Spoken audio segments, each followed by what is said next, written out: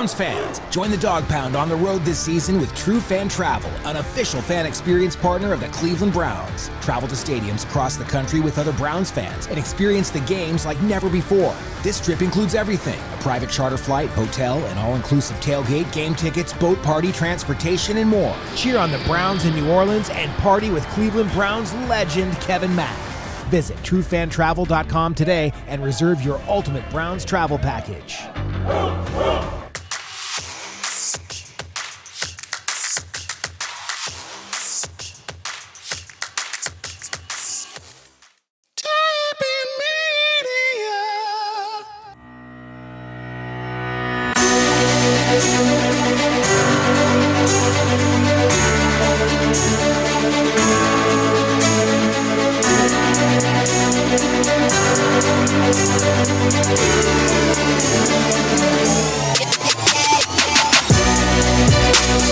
It's time for the Burning River Sportscast. Happy bye week. Boy, it was time for a break. This team has been depressing, demoralizing, and doleful, and not having to watch the team lose for a week restored some much-needed mental stability for all of us. But now that the bye week came and went, we get to see the fruits of their break. Was trading Zadarius Smith the key to a successful Browns turnaround? Do we think the team has made any significant adjustments during their time off? Neither is likely nor probable. In fact, at one point I was mad. I was mad this year about Deshaun's poor play, about coaches and teammates defending it, about wasting another year, about fulfilling the annual prophecy of Browns fandom and cheering for a losing team that has no interest in winning. But I'm not anymore. I've reached utter apathy. This team failed essentially on purpose, and there's nothing any of us can do about it. So let's get ready to suck some ass and snort some glass, because there's still 8 weeks to watch this train wreck, and if you're sober, it'll just take longer till it's over. The hell ride continues, and we'll break it all down for you next on the Burning River Sportscast. Because everybody knows the border of Cincinnati is Kentucky. Yeah, that's Kentucky. Yeah. It's because they're so damn good, and everybody just wants a reason. Everybody's hyper-focused on them. Yeah, they just want a reason why they're so good. And the reason is... It's rigged. At what point does the spiral start where you're just all of a sudden you're a drug lord? And talk about the Week 11 matchup with the... Well, I bit my the Saints. The Saints. I bit my tongue, yeah. With the Saints. Bones already speaking French. You know how long I've been waiting for this? Woo, I'm about to make a name for myself here. You're fired. The Saints defense is one big gay orgy. Just kidding. But they do have a dude named Willie Gay and a dude named Anthony Orgy. No, not that Jermaine Jackson. They have also added the coolest name in football in second round defensive back, Kool-Aid McKinstry, this year, who has 3 pass defenses on the season. Oh, yeah. All right, that's the second coolest next to gay orgy. But that's an ensemble. Your preferred vernacular is idiot. I had no idea that she was like sex pot. Sex pot is one of the funniest words in all of the English language. Harbaugh's got all those hoes going strong. But if it's a 2-way tie through 3 tiebreakers, we'd pee on each other. Yes. So technically speaking, they just have funny arms. You got 8 arms. Oh, when the Saints. Go marching in. Oh, when the Saints go marching in. Boom, what do you think about all this? About space and time? Yeah. I don't think about it. Fair. It's easier that way.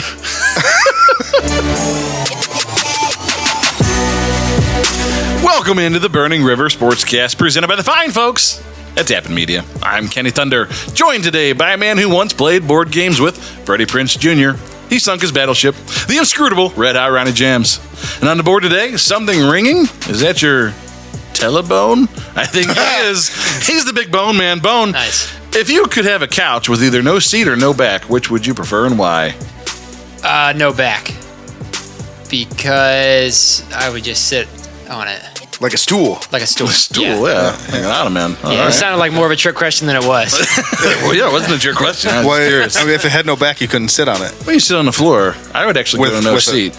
Just the back. just so I could like lay against something. You know. Okay. Back to Red Hot. Where can our listeners find the dopest dope they ever heard of the podcast, the #1 ranked football podcast, and all the good pods, as well as the unofficial podcast of Cleveland Browns backers everywhere. And the official podcast of some Browns backers somewhere. You can find our podcast wherever you get your podcasts. I'm talking Apple Podcasts, Spotify, Stitcher, Amazon Music, YouTube Music, Pandora, iHeartRadio, Podcast, Castro, Good Pods, where we are a #1 ranked football podcast, and so many more. #1. And don't forget to subscribe on YouTube, the only place that you can find our video podcast. Check us out on Facebook, Instagram, and TikTok. Our handle for all those is at Burning River Sportscast, and we're on X as well with the handle at Burning River Pod. While you're at it, check out our merch, www.thetapidmedia.com/shop. Listen, guys, I'm way behind on putting merch in there.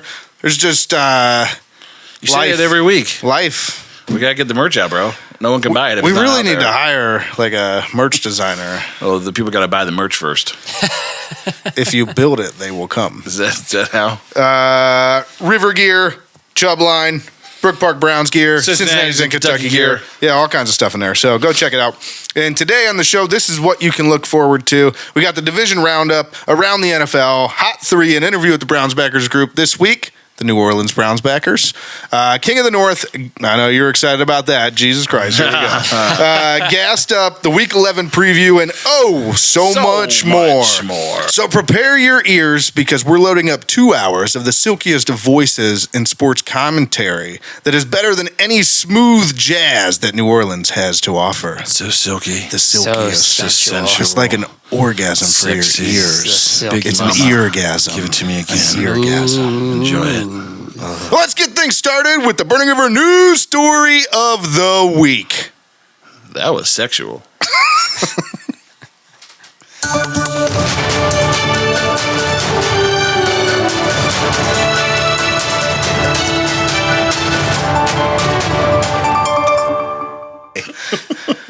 Guys, What's up? Burning River news story of the week this week. Yeah, what's happening? The Cleveland Cavaliers have started the season 11-0 and counting. Woo! A local story. Yeah, you guys heard that right. Best start in franchise history, third best in NBA Undefeated. history so far. Best start since the 15 Warriors and the top team in the NBA right now. Undefeated. Basically everything that the Browns are, the Cavs are the exact opposite. The last time the Cavs started 8-0 and Donald Trump got elected president, they won a goddamn championship. Those are facts. Facts. Hashtag facts for days. Guys, they're playing so well, it's stupid. Like, they're averaging like 130 points a game.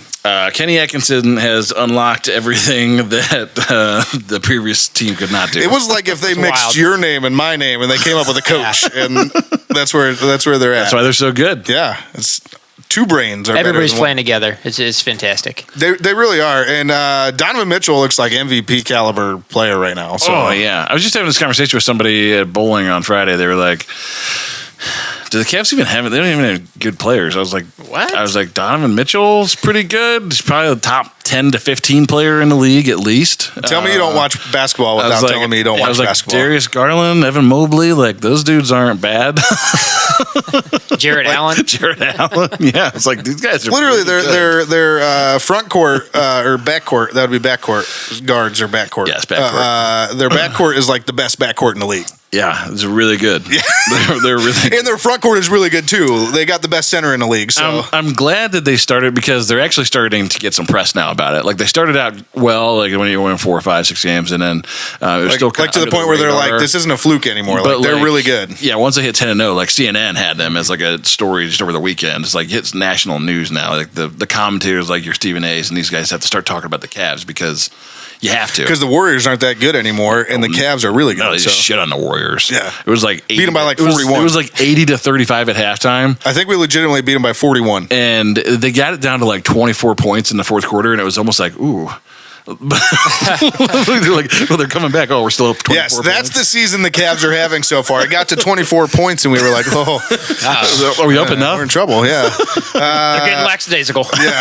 Yeah, no, I mean, just a phenomenal start from them. And I know, Kenny, you made a comment when we were talking about the Cavs earlier off air, and you said it's almost like they got to lose now to just get the monkey off the Yeah, off their like back. you don't want it to like start being a thing now where they're like, oh, when are we going to lose? Like you want just you want to get their mind clear. So like one loss probably would do them good. No. Just to kind of humble them. Absolutely not. And recenter them and go like, we don't like that feeling. 82-0. Let's win another 11 in a row. 82-0.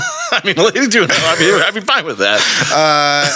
No, seriously though, how awesome would it be if the Cavs just came out to start this season and beat the record from 15, where I think it was either 22 or 23-0 by the Warriors. I'd like him to beat 73-9. Yeah, that would be That's dope ass. insane. Yeah. I think it was. No, that was the following year that they went 73-9. But either way, The year that we beat them was 73-9. yeah. But I think it was the year before that they started out real hot. Yes. the following They year, won a lot were of good the games whole during time. that Splash Brothers They, era. we're really good. Yeah. We beat the Cavs every year in the finals except for once. Let's go get Kevin Durant. Just Yeah, dude. We were up 3-1 and blew the lead. Did you see the two things? So Kevin Durant was talking about like the LeBron statues, Dwayne Wade statues. He's like, I'm never going to get a statue anywhere because like no one likes him because of the way he read his career. Well, he's just a sellout. Like everywhere, he's just a sellout. And second point is just like LeBron James turned this team down. He was like, I don't really want to be a part of that. Like he could have came back here, and he was like, yeah, I've got to stay in LA. Like, Yeah. go make movies, LeBron. This team wouldn't be what it is if we had LeBron back. Yeah, I mean, I agree. If you had all the pieces in place and you had LeBron there, You'd have to give up multiple pieces to get LeBron. LeBron does what he wants. Yeah, LeBron's as much as, listen. his own I actually entity want to talk at about this this real quick because I'm a huge LeBron fan. Like overall, he's my favorite basketball player of all time. But he wrecks every team he ever goes to. Like, yeah, they're good while he's there, but as soon as he's left, like he's left them in shambles. Yeah. Like Well, absolute shambles. he got Bronny drafted, so That's really working out for him. Speaking of that, his G League debut, he went like 2 of 9 and 0 for 4 from 3 points. So, well, I saw he matched his season high when he was in Cleveland. 2? He made 1 bucket. Yeah. Wow. Look at him go. Look at him go. That was actually his first points in the NBA, and then he must have got Look, it. I actually feel bad for Bronny because, like, to be the son of LeBron James, Tiger Woods, like, I mean, Charlie actually has a shot because he's playing really good golf and he's still really young. But I mean, it's just impossible to like live up to that expectation. Well, and with I agree, but at the same time, I'm like, for Bronny, it's like they've put so much of a spotlight on him by like, he left school early. Like he could have kept going to school and like, True. like developing and whatever. Like, Yeah, but once you're in it though, and you have like he's like you figure that kid by the time he was like 14 had handlers, like yeah, he's got a 3-year NBA career ahead of him. you're kind of like you do pretty much what people tell you at that point because they're really running your career. Yeah, I mean, I get it. Unfortunately, like I said, 3-year NBA career ahead of him. Yeah, I mean, I don't know. Maybe He's going to get his rookie contract, maybe and then LeBron that'll can be coach him up. Maybe. But he won't ever be LeBron. Yeah, I don't know how we got here from the Cavaliers being so good, but the Cavs are fantastic, so that's all that matters. One more thing before we get to the Browns, let me remind everybody to call the Burning River Sportscast Hot Take Hotline. Don't forget to call and leave your hot takes on the Hot Take Hotline. Remember, these are hot takes. We want hot takes. We want hot takes. We want hot takes. How long are we going to ask for hot takes before we get hot takes? We got one once. Yeah, we got a hot take once. It was the hottest take. It was a hot take. That guy was so fired up. Yeah. He was wasted. Yeah. Yeah, hot takes. 330-227-8080. Sorry. 330-227-8080. 330-227-8080. 330-227-8080. Call now. Operators are not standing by, but we'll put you on the air. Nope. Nope. And with that, obviously it was a bye week last week, so no weekly recap, no dog of the week. So we're going to go straight into other Browns news here before we get to the Division Roundup. Coming out of the bye week, the Browns had perfect attendance at Monday's practice. Woo. Wow. This doesn't count people that are on IR. Yeah. Obviously, like JOK wasn't there. Sure. But everybody else was. So the initial injury report after the bye comes out on Wednesday.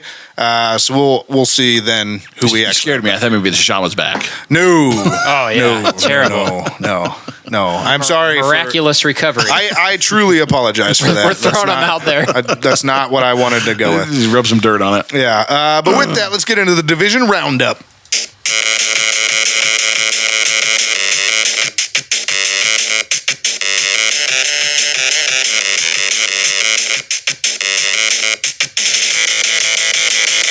All right. So this past week, while the Browns were on bye, Just a couple division games here because two of the teams played each other, and that was Baltimore hosting the Bengals on Thursday Night Football on what was a fucking wild game. Sure was. Yeah, so I was in Cincinnati for this, actually. I had a conference that I went to, and I was in Cincinnati in the bars watching. You mean you were in Kentucky? Yeah. It's fair. I was in Kentucky this week. Yeah. Well, no, I was in Miamisburg, so I was in Ohio. I was just north of Kentucky.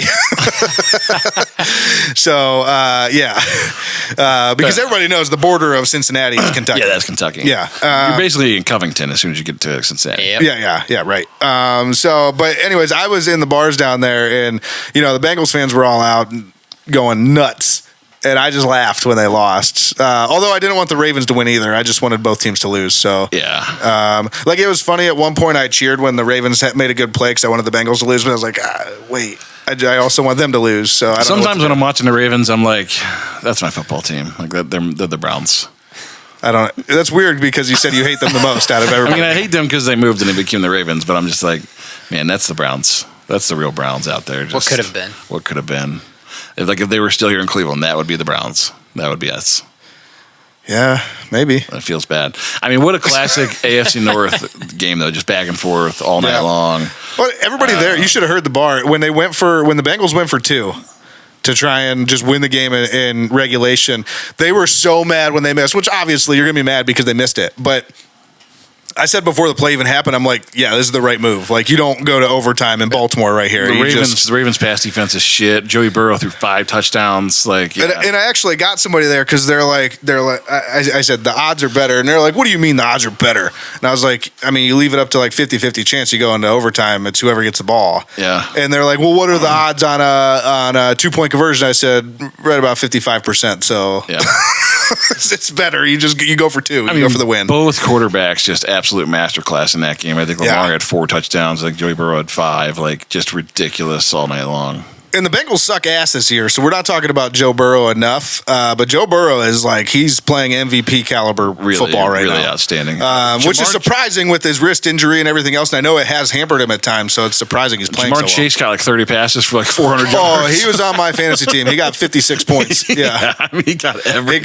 It was, I forget the number of passes. I want to say it was 9 for 234 and 3 touchdowns, I think is what it was. Jamar Chase, it was 11 for 264. Yeah, 264. I said 234. So many. And 3 touchdowns. 3 touchdowns. I knew that. Yeah. It was wild. Ridiculous. But yeah, I mean, just a crazy game. I'm happy for Thursday Night Football because they've had quite a few clunkers. I mean, they finally got like a really good. They got the Browns coming up. Classic game out there. Yeah, they got the Browns coming up, not this week, but next week. So there's always that. But yeah, we were all right in this game. And it just kind of like, if you're watching that game, when you're watching that going, these are the other 2 teams in our division. Like, we are so far. It was like they were playing a completely different game. You're like, what had happened here? From being either one of those teams. And the Bengals are the bad team. They're only a couple games ahead of us. Yeah, the Bengals are the bad one. Yeah. But we were all right, regardless of how it happened. It happened. Baltimore beat Cincinnati, like we all said they would. Final note about Cincinnati being Kentucky. I actually wore this shirt to vote at the polling location on Tuesday, and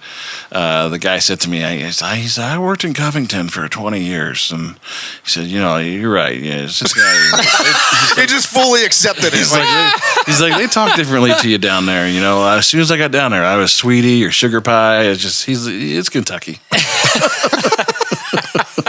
Well, there you have it. A resident of the area has acknowledged that Cincinnati is indeed in Kentucky. Next up here, though, Pittsburgh traveled to Washington to take on the Commanders and won a close game. Beat them on a hard count. Yeah. The poor rookie defensive lineman that Bones' favorite quarterback of all time got to jump off sides. Yeah, he's really great at the hard count. Yeah, here's what I'll say. Is I know that me and Bone were wrong in this, and we picked the Commanders to win, and you picked the Steelers, Kenny. But we should have known because Mike Tomlin is 28-5 against rookie quarterbacks. I did say this, so I should have known. And that was a Mike Tomlin move. Hey, we're going hard count here. Yeah. I gave Russell Wilson the credit, but I mean, it was definitely. I mean, that was both of them. That was execution by Russell Wilson and the call by Mike Tomlin. He's like, we gotta go hard count, and that rookie lineman that's right there itching to make a play is gonna real quick jump off line. Do you guys think? I think there's the previous possession. Do you think he had the first down on the catch as Zach Ertz? It was so close. I thought it was a poor spot. I thought it was a whole yard behind of where it was should a have been. poor spot, but it was so close, and I don't know that you could see anything on replay. You talk about the Commanders? Yeah. I think he had it. I kind of thought he did too. But when he first caught it, because obviously it's forward progress. Yeah, it's like breaking the plane to the end. Yeah, when he first caught it, he was passed in my eyes. I think. But the issue was moving backwards. Yeah, so. I think it was the right call in the end because they called him short on the field, and then there was just not enough to overturn. That's my whole thing. Is like the call on the field was short, and those guys are there watching it. And if you can't see it clearly on replay, I would have been annoyed, not because I picked the Steelers to win, but I would have been annoyed if they would have overturned that on replay because you couldn't see.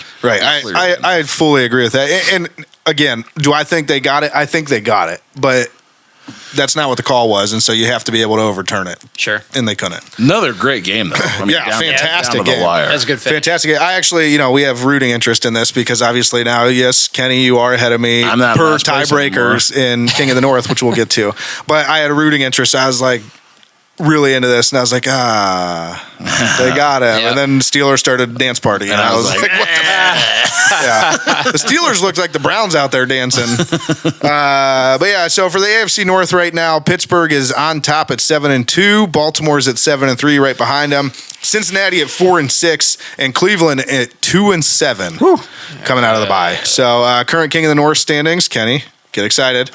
Bone is in first place at 18-16. And Kenny and me, in that order, due to tiebreakers, are right behind him at 17-17. Ooh, it's close. Feels good to be back to 500. Yeah. A rough start to the year. I've been hovering right here for the last couple weeks. And I'm like, can I please just win a few games so that I don't have to be at 500 anymore? Feels good to at least be back to 500. It was a really rough start. We were down there into like I think at one point your win percentage was like 13%. It was bad. It was bad. So, good job on all of us to come back and get to this point. Yeah. But yeah, next up here, let's take a quick trip around the NFL.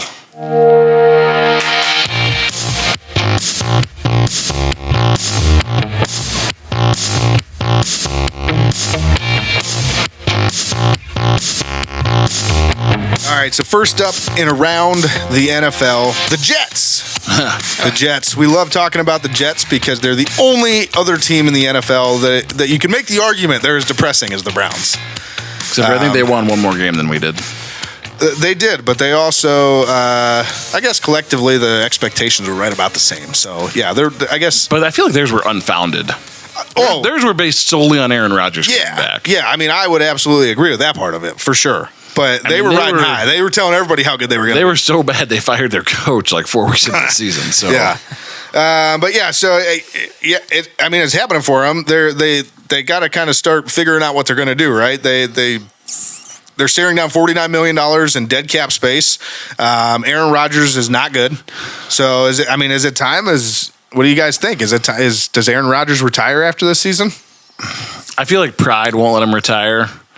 Well, when you hear him talk, he thinks he's the best quarterback in the NFL still. Yeah, I mean, I don't think he thinks that they're that far off, but I just don't think that team is good. So that seems bad. I mean, unless he's planning on going, they don't have a coach. Unless he's planning on going to play for somebody else, maybe he'll pull the Brett Favre and go to Minnesota. They are looking for someone right now. They're not sure about Sam Darnold there. Yeah, but JJ will be back next year, so will they take him? I mean, JJ is a poor man's. Yeah, I mean, I totally agree. Sam Darnold. I agree, but they wasted a top pick on him, so. Yeah. Yeah, I don't know. It'd be interesting to see. How wild would it be if he went the exact same route as Brett Favre though and went to Minnesota? I wouldn't mind that. I just don't. Again, we talked about this a few times recently. Like, I just don't understand the infatuation with the Jets. Like, they were good once. They haven't been good like ever. Don't do the chant. Don't do it. But they have a lot of fans out there for whatever reason. Yeah. But yeah, enough about the Jets. They're trash.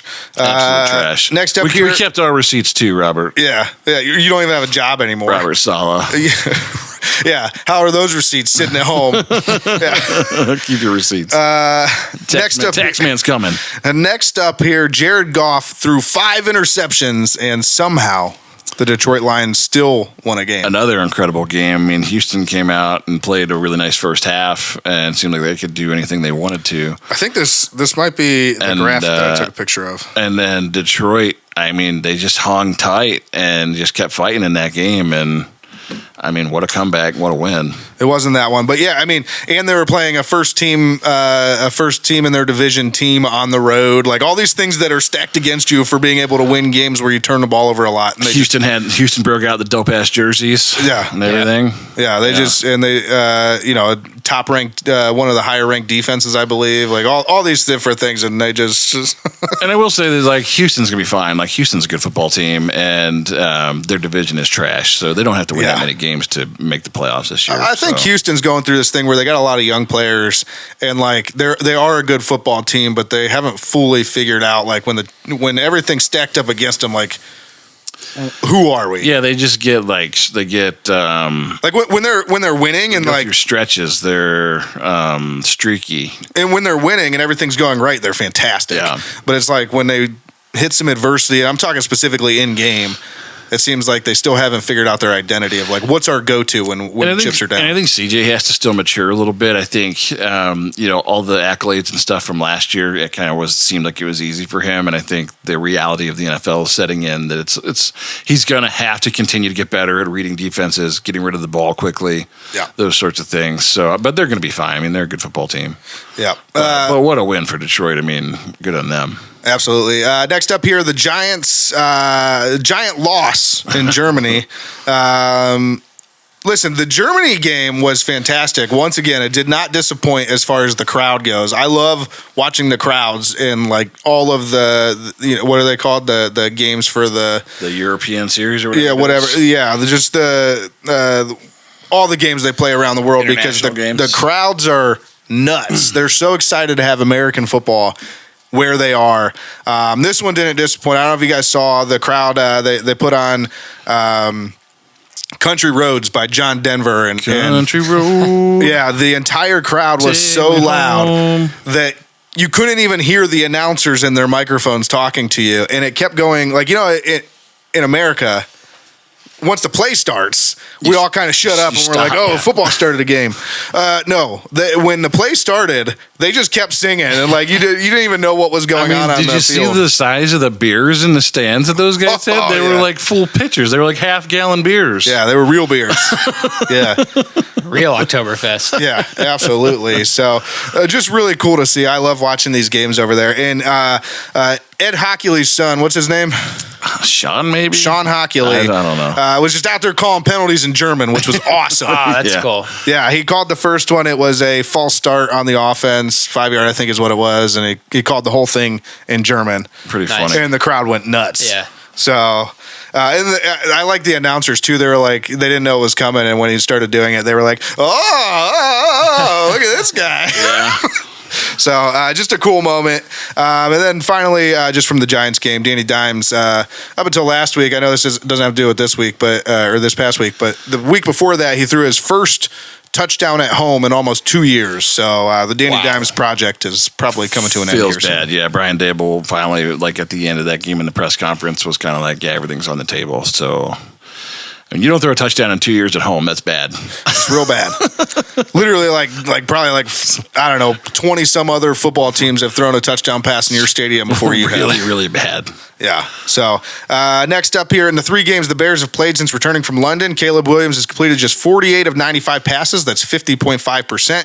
Thrown for 468 yards, only 156 yards per game. Owns a 64.7 passer rating and has the Bears contemplating a QB change due to, quote, regression. I mean, he regressed before he got in the NFL. I don't think, didn't we call this? Didn't we say he was going to be a bust? I didn't think he was ever going to be that good. So yeah, Bone. That's worse than Deshaun. Oh no!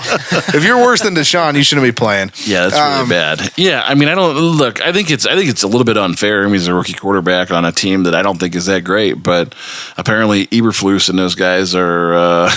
Come on, a guy's name is Eberflus. I mean, they think he should be playing better. He hasn't thrown any picks in the last couple of games, but he hasn't thrown any touchdowns either. So true. Not good at all. Yeah. So I mean, Caleb Williams well on his way to being the bust that all of us here on the Burning River Sportscast thought he would be. Yes. Enjoy it. Feels good for us. Hot take outline. And then finally, in around the NFL, more conspiracy theories with the refs, guys. Patrick Mahomes was caught on the hot mic this week saying to the ref, quote, "Can you let me know if he's close? Tell me. And this was so I think it was a weird situation because it happened on a play that he scrambled on and then ended up getting tackled near the sideline. So when he got up, it almost seemed like he was asking the ref to tell him, like, if someone was going to be close to tackling him. Like, that's the way it appeared to everybody at home. And obviously the internet took that and ran with it. Oh, of course. The internet never fails. I think the more plausible explanation is I think there was an illegal formation call on the play, a pre-snap penalty, and it had to do with where the right tackle was lined up. They've been watching that. We've talked about that early in the season, that was a point of emphasis this year, that they've been watching as these linemen kind of cheat back off the line of scrimmage, and they called them for being too far off the line of scrimmage. So I think, at least that's what seems plausible, is that he was saying, hey, if my guys aren't lining up right, can you let me know so that I can fix it before the play? Yeah. So what do you guys think? Either conspiracy or was it just simply that? Was it just like let me know where my guys lined up? But I do think it's funny, though, that every time something like this happens, it's the Chiefs. It is always the Chiefs. It's always the Chiefs. It's because they're so damn good and everybody just wants a reason. Everybody's hyper-focused on them. Yeah, they just want a reason why they're so good. And the reason is... It's rigged. And the reason is because they're just good, unfortunately. Or because it's rigged. Or it's rigged. Or it's rigged. Or not. It could be. Could be. You can't prove it's not. Might be. Might not be. Whatever. And so with that, let's get into the hot three. I'm the heat in your lungs. I'm the smoke in the sky. I'm the gas in the tank. Gonna turn it up, I'm hot to the touch, burning up. I'm hot to the touch. I'm hot to the touch, burning up. I'm hot like fire, fire, fire, fire. I'm hot like fire, fire, fire, fire. I'm hot like fire, fire, fire, fire. I'm hot like fire, fire, fire, fire. All right, so this week for the hot three, we've got TV shows, guys. Ooh, good one. Hot three TV shows. Hot three TV shows. This is all-time favorites. All-time favorites. I'm not talking about something that you like casually watch, because we know there's good ones like that. And if you want to put them in there, you can. I'm not saying you can't. But, like... There's just different levels, right? So, like, I hold, like, a show that's like a hardcore drama that, like, you're, like, super invested in, different than, like, The Office, which I'm also equally invested in, but I could watch that just in the background. Like Game of Thrones would probably be like Everybody Loves Raymond. Yeah. Although Everybody Loves Raymond is also funny. It is funny. And you can watch it all the time. Syndication's great. I love reruns. But yeah, so that's kind of the distinction. And again, that doesn't mean if The Office is absolutely your favorite show of all time, by all means, put it in there. But I just think that in my eyes, there's like a difference. Yeah, that's fair enough. So with that, we're going to start with Kenny. Oh, me. What are your hot three TV shows? I gotta go back to my hot three here. I want to know. Number 3. Might surprise some folks. I'm gonna go Schitt's Creek. Oh, wow. Schitt's Creek was absolute hilarity for me from beginning to end. That actually is a really good show. Some of these other shows that are in my list are a little more serious, but like I'm a big comedy fan. Dan Levy, Eugene Levy, Catherine O'Hara, and Annie Murphy was just the comedy in that show is so spot on. Annie Murphy is beautiful and super talented, and was just like my favorite part of that show. Just everything that she did, just the E.U. David, like it's just such a great great character overall. But just again, just like slobber knocker fun, like stupid fun, beginning to end. Yeah. This was a hard to try and narrow down 3. It was tough. I mean, it could have been a lot of shows, tough, but yeah. I'll throw Schitt's Creek in at number 3. Number 2. Number 2. And number 2, I guess for me is I kind of have 1 and 2. It's almost like 1A and 1B because Breaking Bad I have it at number 2. Breaking Bad I think is maybe the highest rated series of all time. Like if you look at IMDb and Rotten Tomatoes and these, not a bad episode in the whole series. Maybe the Fly. I think that was the low. I think that was the lowest rated episode in the series, and it still scored in the high 7s. Yeah. I mean, every episode there was like rated in the 9s or better. Just such a unique storytelling. Every time Jess called people bitch, and then you have the spinoff with Better Call Saul too. So it kind of all adds to like this universe, which was like different but good, like and also still felt like it was in that same vein. Universe type of deal. Like it's just like the whole story. And then El Camino or whatever with the spinoff the movie sequel. I mean, just again the whole story there was just so good, and it's one of those that really makes you almost question like your own moral judgment and thinking about things like how far would you go for your family, even if things were maybe illegal. How far would you go for your family, and at what point do they get out of control? Right? Yeah. Like at what point does the spiral start where you're just all of a sudden you're a drug lord? It's so good. So Breaking Bad. Bryan Cranston in that just fantastic. I think masterclass. Who was it that Anthony Hopkins wrote him a letter and said that it was the absolute best acting that he's ever seen in anything ever. And like Sir Anthony Hopkins is kind of a big name. Yeah.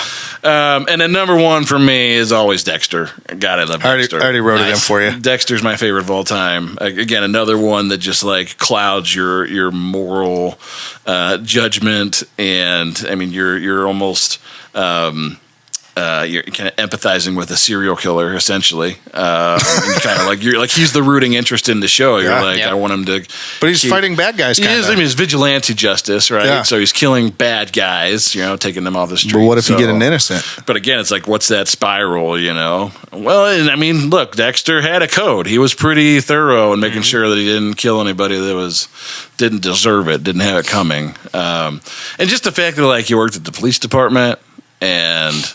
I mean, you're kind of thinking like the most successful serial killers do, What a sneaky way. The only thing that I think is a downside to Dexter is like the science behind like blood spatter. Like if you start really looking into that, like it's kind of like pseudoscience.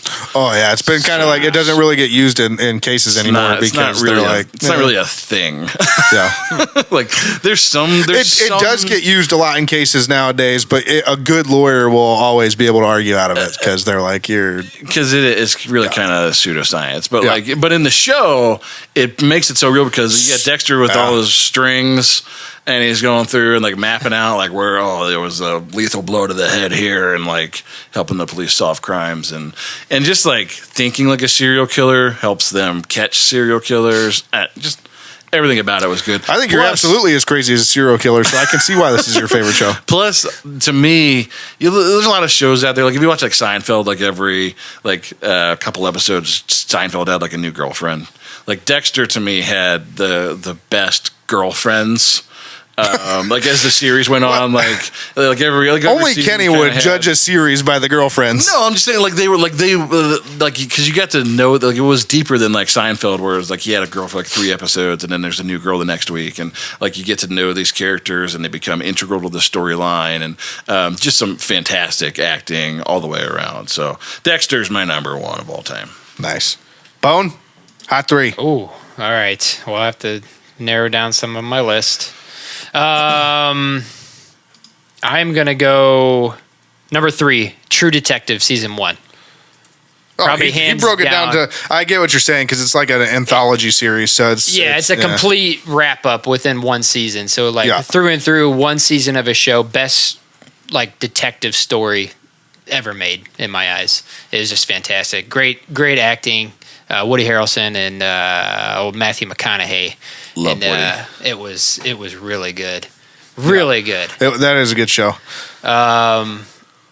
Number 2, I'm Breaking Bad is in there as well. So I'll put Breaking Bad at number 2.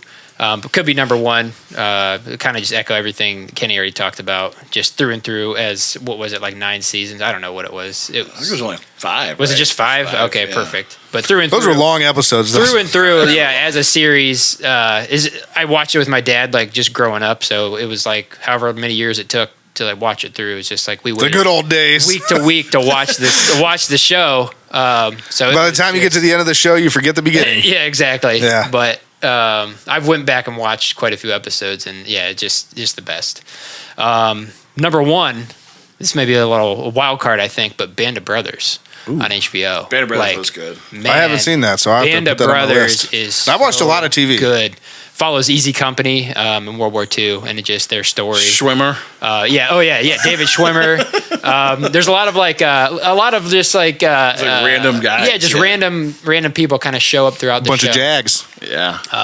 they're like big name Jags. Big name Yeah. Jags. but like David But they Schwimmer. kind of play like small parts. Yeah, Yeah. David Schwimmer, Jag. His character was really good. You hated him in it, but his character was really good. But yeah, Band of Brothers, just as World War II, just historical type of show. Spielberg, I'm pretty sure, directed all that, and Tom Hanks was involved. Yeah. Just really good. Really well done. They had a lot of the veterans do their. They kind of interviewed them all, the guys who were this whole show is about. So they had them like at the end. That was I thought one of the and- coolest parts was like the interviews with those guys, like just kind of talk because it's like these were the real guys, Yeah. and then they're being portrayed on screen by All the their actors. nicknames, all their stories, all the Yeah. nuances, all the things, and just the crazy things that happened during. This sounds the war, like it's right and up what my they alley, did. like the type You of would show I love it. You would watch. absolutely love Yeah. it. And It it's was so really good. so well done. Nice. Lieutenant Spears, man. Oh my goodness, just that guy's unbelievable. So I don't Band- think I've Band of ever heard Brothers- Zach gush like this, Band of Bone Brothers gush like number this. So one. I'm gonna have to. Band of Brothers is really, really good. Yeah, very good. I'm gonna have to watch that.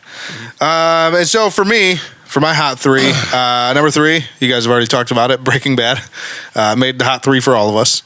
So I'll skip over that one a little bit. It's been talked about enough. Number 2, Boardwalk Empire. Huge fan of this show.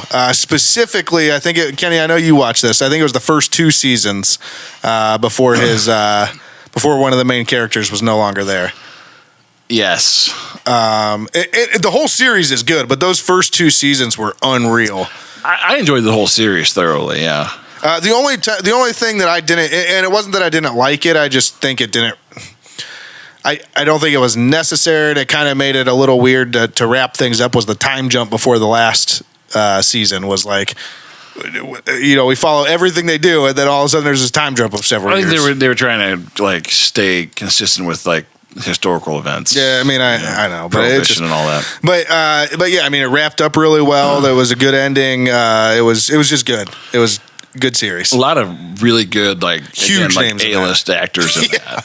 Huge names. That phenomenal. Steve Buscemi, show. I don't know, has ever been better than that series. No, because he plays so. I mean, that guy's range is actually incredible. Yeah. For a guy that looks kind of goofy and acts goofy in a lot of his roles. Well, I mean, you go from playing what was he, Nucky? What was his last name? Nucky Thompson. Thompson in Boardwalk Empire to playing the guy on Deeds. Crazy- Crazy Eyes. Crazy Eyes on Deeds. Yeah, like that's the same guy. Yeah. Like Pepperoni and Oreo.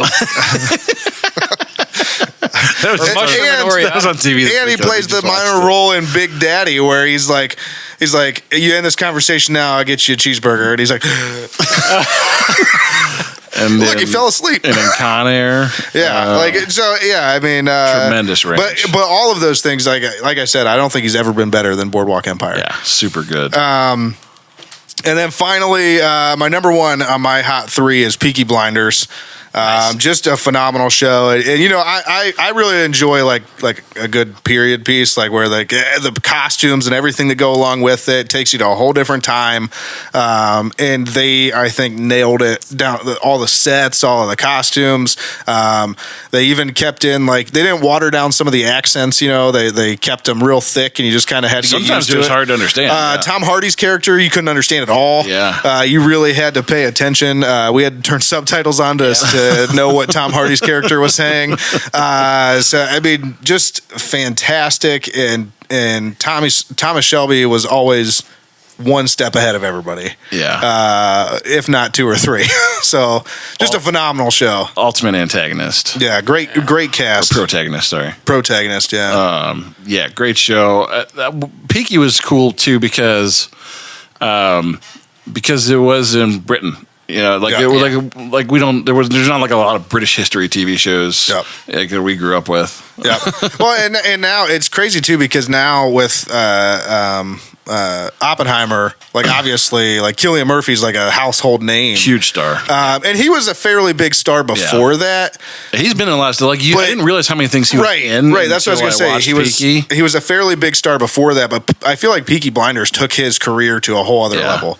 And he is another one. Is just a phenomenal actor. Yeah, like whoever he's playing, you believe he is that person. Great performances. So yeah, just a great show all around.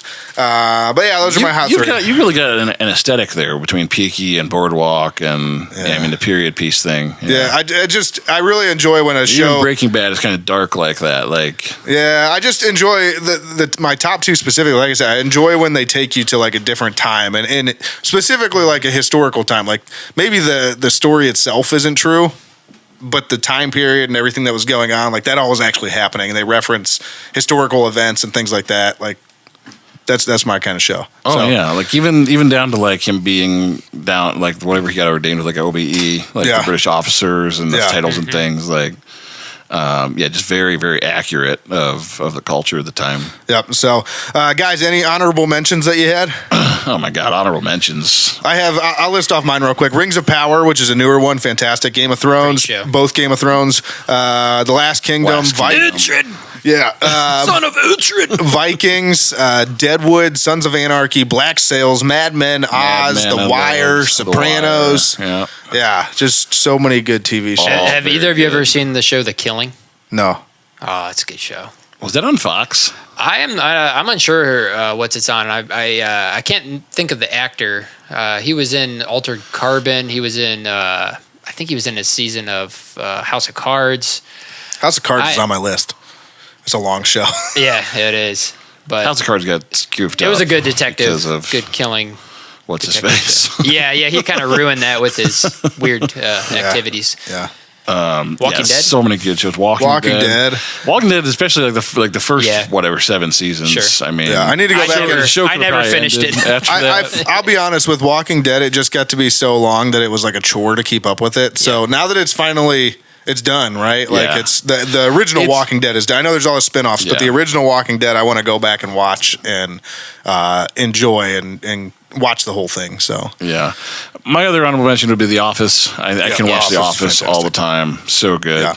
You just couldn't make it. I know they're trying to like do a remake of it today somehow, but you couldn't make it that way. No, you get so sucked into that show too, like to where it's so sneaky, you don't even know what's happening, and you watch like 15 episodes, and then all of a sudden you're like, I watched so much of this. These characters, 6 hours, and these characters are so great. Like, they just slowly build them all up. Like, I mean, each character only has a few minutes of screen time per episode, outside of like the top 3, and it's somehow you fall in love with all of them. It's funny too, like for the size show that it was when it started, especially even in the early seasons, the like high level like A-list talent that kind of came through for like an episode. Yep. Like I think Amy Adams was on a show, Jennifer Aniston made an appraance, like just like randomly, I don't know. Like, and then like Will Ferrell showed up later in the series. That's the things got weird. James Spader.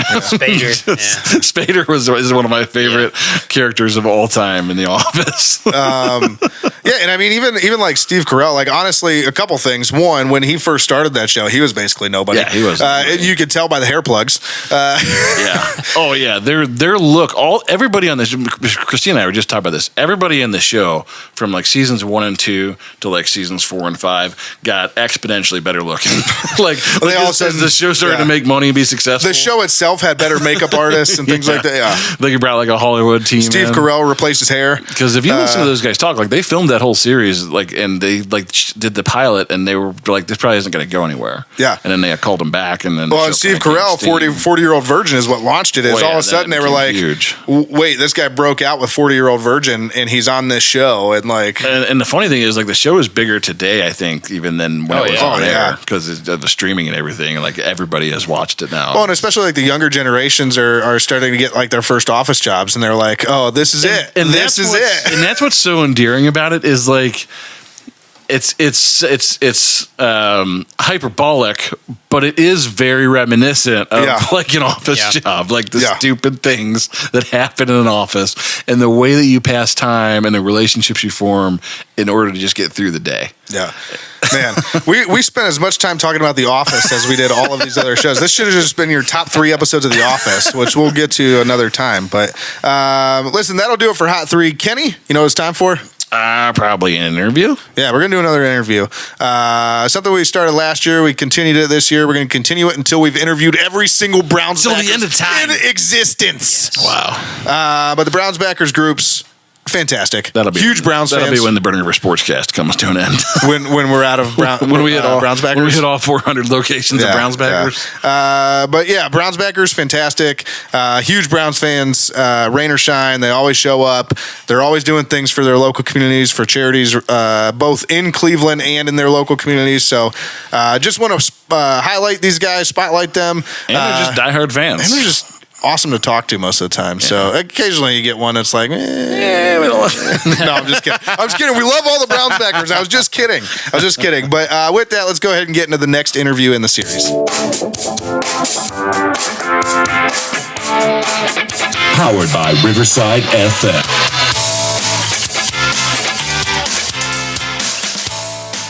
All right, so for this Browns backers interview, please help me welcome from way down in New Orleans, the president of the New Orleans Browns backers, Bobby. Bobby, thank you so much for joining us. How are you today? Happy to be here. Thanks, guys. I appreciate it. Yeah, no problem. So tell us a little bit about your chapter down there. What do you guys got going on? Well, so our chapter's been around for 7 or 8 years now. We've got a small but loyal group that meets regularly. We've moved our bar a couple years ago from where we started.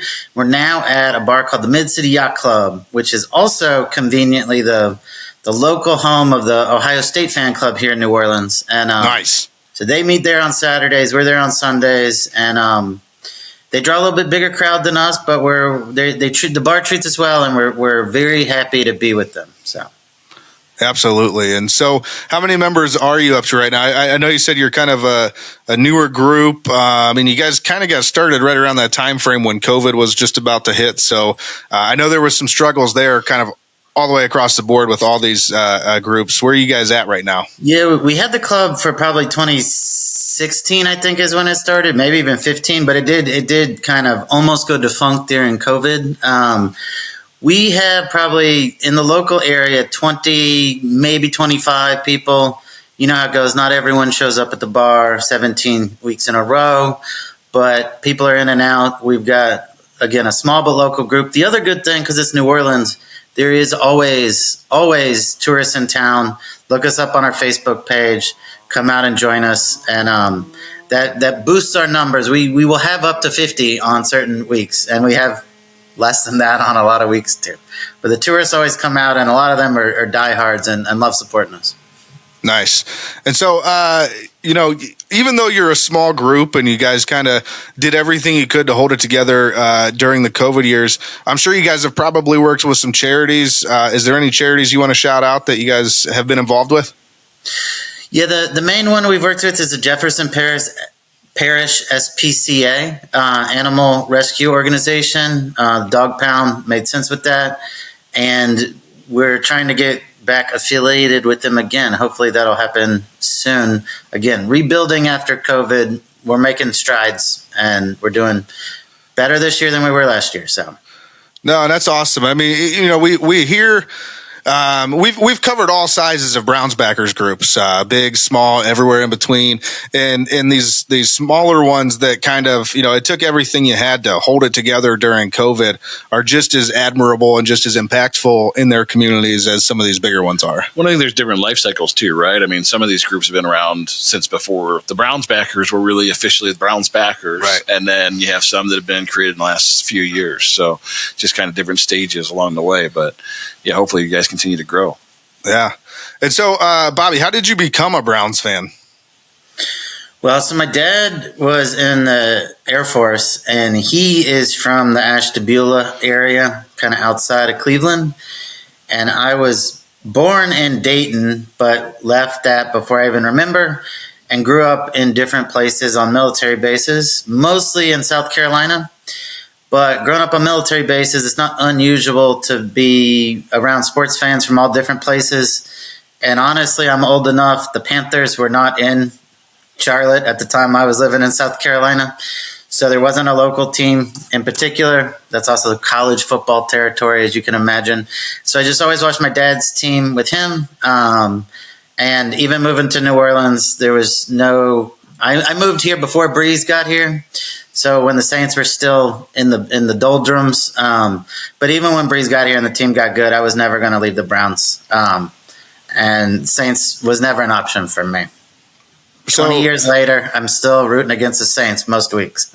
So kind of being born into it, but also being exposed to multiple other teams. At any point, did you think to yourself, what the hell am I doing here? Yeah, there was a year... There was a year that we, it was either the 1-15 year or the 0-16 year. There was a game, Sunday was New Year's Day, and I was hungover, and I was sitting there Sunday morning thinking, I don't want no one to be at the bar for the Browns club. So I went there. There was one other guy from our club who was there, and the two of us sat there and watched the Browns lose again, hungover on New Year's Day. I'm like, we should have been home watching the Rose Bowl or something. But there was a moment like, why are we doing this? That was the low point. I feel like every Browns fan has had that moment. Like you look at somebody, even like the long time fans. Like, have you had a moment like 1973? Like, just the way this fan base is, it's almost like it's like an addiction, right? It's like you hit rock bottom at some point. Every one of us has. If you're like the newer generation, you just hit rock bottom every 2 or 3 years, So and sometimes you get used to it. It's almost like I can laugh at the comedy, but I will say a couple years of Baker and then making the playoffs last year, I believed again, and now it's starting hurting again when I had become immune to it at one point. But it hurts a little more than it used to. But don't worry. We all made that mistake. So is New Orleans home for you forever? You ever think about moving anywhere else? Sounds like you've been to a lot of different places. Probably. I mean, I've been here for 20 years. My folks still live in Charleston, South Carolina. And if the right opportunity ever came up, I would maybe move back there. But I'm not looking, and I'm pretty happy here again. Nice. After 20 years, this is my home now, I suppose. Yeah, I get that. I would not want to. I hear stories of people who grew up like with military families, and I'm like, oh, I don't know how you can do that. Moving around a lot. Yeah. But no, so one question that I had for you, that, being in New Orleans and the Superdome is hosting the Super Bowl this year.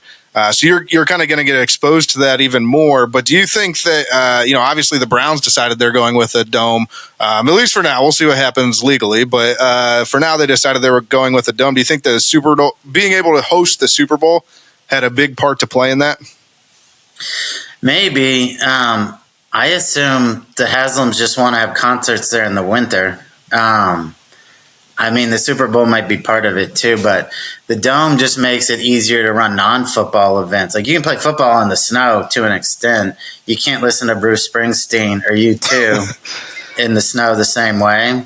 And I hate moving a stadium out to the burbs, but I've only followed that story a little bit being here in New Orleans. So I'm not familiar with all the ins and outs, but moving out to the burbs never seems like a good idea to me. But, if people can get there, I don't know what public transit's like, but if the fans can get there, I guess it'll be okay. I'd rather see it stay downtown. When was the last Super Bowl in New Orleans? Was it the Breeze year? The Ravens Niners won when the lights went out with Beyonce. Okay. That was the last one. I don't remember. You think the lights go out this year? No, I think they'll get that under control. That's not going to happen again. That was a black eye for a lot of people here. I don't remember what year it was, but that was the one. They were actually supposed to have it last year, but someone looked at the calendar and realized it was going to interfere with Mardi Gras, and they decided they needed to switch it to this year instead of 2024. So smart. Yeah. No, I was just curious. I mean, obviously you've been there and had a Super Bowl in your town. Like, how crazy is it during that week?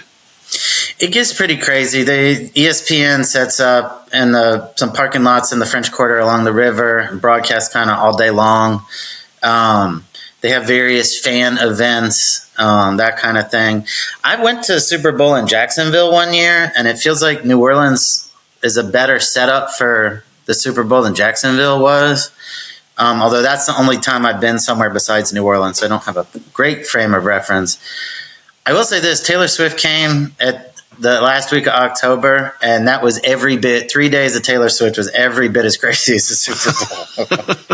I can imagine. I think Mardi Gras is still number one for crazy in New Orleans, though. I can only imagine. But no, yeah, so I mean, onto the football side of things here, though. What are your thoughts on this year's version of the Cleveland Browns? I mean, obviously we've been bad, but like, what do you think? What went wrong? Yeah, what went wrong? I mean, there was high expectations. So where do you think it all went wrong? I mean, Watson's a problem. I mean, the rest of this team is good enough, at least at the beginning of the season. It was always going to be if the quarterback plays decent, this team could win some games. If the quarterback plays not, they're going to lose a lot. Quarterback play was worse than I anticipated, even with that being said. The other thing is some of those games were close. Like the Raiders game was winnable. A couple of those other games were completely winnable if things broke a little different. And then, I don't know, but it's all the quarterback, and the quarterback was bad. Yeah. I mean, and it's kind of Kenny's been saying basically since we got Deshaun Watson that we shouldn't have got Deshaun Watson. So, I mean, he's been calling it, and it wasn't all focused on off the field stuff. There was, that had something to do with it, but Kenny has said, like, I don't know that he's ever going to be the quarterback they think he is, and that turned out to be true. So, and not only that, Andrew Berry has now kind of signaled like this is probably the end for him. Like we're probably not having him back. You know how they do. They left the door open, but it's probably not happening. Yeah, I can't imagine they can realistically bring it back. And so, do you think? How do you think the Browns are going to fare the rest of the season with Jameis Winston filling in? The Athletic this week told me they think DTR is going to be playing at some point. Winston, we got 2 games of Winston, and watching him in New Orleans for a few years, that's exactly how it goes. He looks great, throws for 5,000 yards, and then he looks terrible and throws 4 picks, and you get both.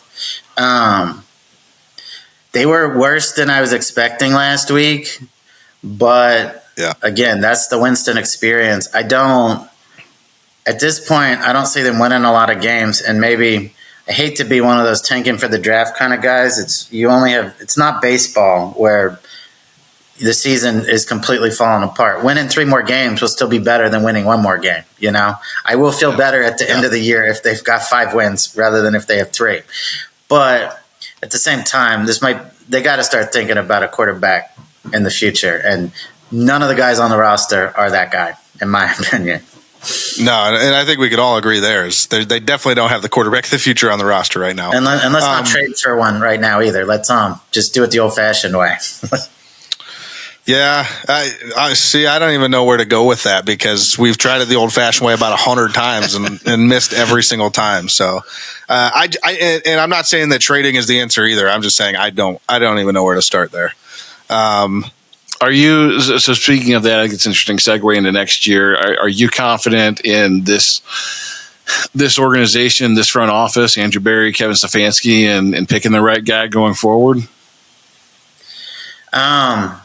Confident, no, but it seems like the trade for Watson came from above Barry's level. No one's going to say that. Seems like that's what happened. Barry, otherwise, in my opinion, has mostly done a pretty good job, and Stefanski generally seems to know what he's doing as well. He gets some weird hiccups now and then, especially towards the end of games. But that Colts game last year in particular, I felt like he really screwed that one up. But I don't think Stefanski is the problem. He's been here, 4 years, won Coach of the Year twice. I would, if the two of those guys are on their own free will and not unduly influenced by the powers that be, I think they can do a decent job. Yeah. The only thing I would say, I would push back a little bit on Andrew Berry specifically. Because yes, you're correct on Stefanski. Stefanski has made some silly calls, but Stefanski is 2 out of 4 years Coach of the Year. So Andrew Berry, though, I mean, we've talked about it a lot in the last few weeks here, is what draft picks can you point to that have actually really panned out for him? And really all we've got is Grant Delpit and JOK. Okay. You've got Cedric Tillman as a maybe at this point. He's had some good games, but not big enough sample size. And same thing with DeJuan Jones. Played really well his rookie year. Came out this year, played really bad the first part of the year, and then they moved him to left tackle, and he seems to be adequate. Like, he's not really playing super well, but he's not playing poorly either at left tackle. So I think that the best thing that Andrew Berry does is move decimal points. He's a cap guy for sure. So, which might be important in the next couple of years for this team to be able to figure out. That's a fair assessment. That's a fair assessment. So, personnel wise, specifically, I don't know if he's got it, but you are right. We need to move money around for sure. Is there a college quarterback that is the apple of your eye at this point? Anybody that you're interested in? No, I don't try. I mean, all these guys look beatable this year. I mean, there's not an Andrew Luck sitting there, I don't think. I don't know. A lot of people around here are big on Arch Manning, but I guess he's probably not coming out in the draft this year. He's probably a year or two away. I don't know. Ewers wasn't good enough to make it at Ohio State, and what does that mean? Ohio State's had good quarterbacks, and they've had mediocre quarterbacks both. I guess the only thing I'll say about that is Joey B technically wasn't good enough to make it at Ohio State either. So. That's what I was about to say. Yeah, you're right, Joey B. But Stroud is as good as anyone. I don't know. There's not a quarterback I'm itching to see go to this team. And that goes back to my point about, like, do we take the chance in the draft? Because we've missed on everyone. So I guess with our luck, we're going to miss. I guess that being said, do you think the best plan is maybe to use like a Jameis or a DTR as a bridge quarterback next year and continue to wait for a guy? Possibly. Let's see how the rest of the season goes, and I'll have a better answer to that. If the rest of the season is a catastrophe, like, we just need to move on. If they tread water, like, yeah, sure, let's give it a chance. Yeah. Okay, so let's focus on this week's game. Obviously, you're in New Orleans, so are you hearing anything from the local radio stations or local guys, newspaper, if those exist anymore, TV, any of those things, as far as how they're feeling about their team down there and what they think is going to happen in this weekend's game? I haven't listened to too much talk on this week's game yet. I mean, it's Monday night, so we haven't had a lot of coverage. We're still wrapping up the game yesterday. Which they won. Saints did win. Saints fans in general do not like this team. This team's got some cap issues. They're not identical to the Browns, but they've been kicking the can down the road on the cap for a long time, and they're in cap hell. In some ways worse than we are. And they're going to have to get worse before they get better. They also don't have a quarterback, and everyone hates the quarterback they do have. So that's the take on this team right now. No one's thrilled, even though they beat Atlanta yesterday. Yeah. And so, with that being said, and just what you've seen out of them, what you've seen out of the Browns, do you have a score prediction for this week's game? Low scoring, let's say 24-17 Browns. Oh, nice. Going Browns. I'll take it. Going Browns. Awesome. Well, listen, Bobby, it's been fantastic having you on. We really appreciate your time. We will be in New Orleans this weekend with TrueFan Travel on our getaway, and we will be stopping by at some point or another to come see you. So just get ready for that. All three of us are gonna come through, and we may crash your party. We may already be inebriated when we get there, but we'll see. We'll see what happens. But we're gonna have a good time down there in New Orleans. So all right, and our Browns Backers Bash is going to be Saturday night at the Mid-City Yacht Club is the bar. You can look it up. The information's on our Facebook page. And like I said earlier, it doubles as the Buckeyes bar. So if you want to get there at 11 a.m. and stay till 11 p.m., you can do the Buckeyes game and then straight on into the Browns Backers Bash. Both happen at the same place. And so love to have everyone. We're not selling tickets. Just show up. Come on down. Bobby, you may have talked all three of us into it. So, but yeah, we'll make sure we put the flyer up as an overlay on the interview and get that information out there as well. You heard it from Bobby. Backers Bash at, where is it, Bobby? The Mid-City Yacht Club. Be there. Bobby, thank you so much. We appreciate it. All right, thanks a lot, guys. Thanks.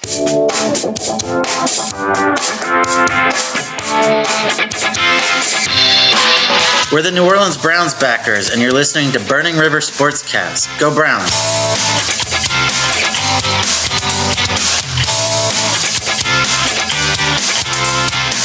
Good time talking to Bobby from the New Orleans Browns backers, huh? Bobby's a dog. Dog.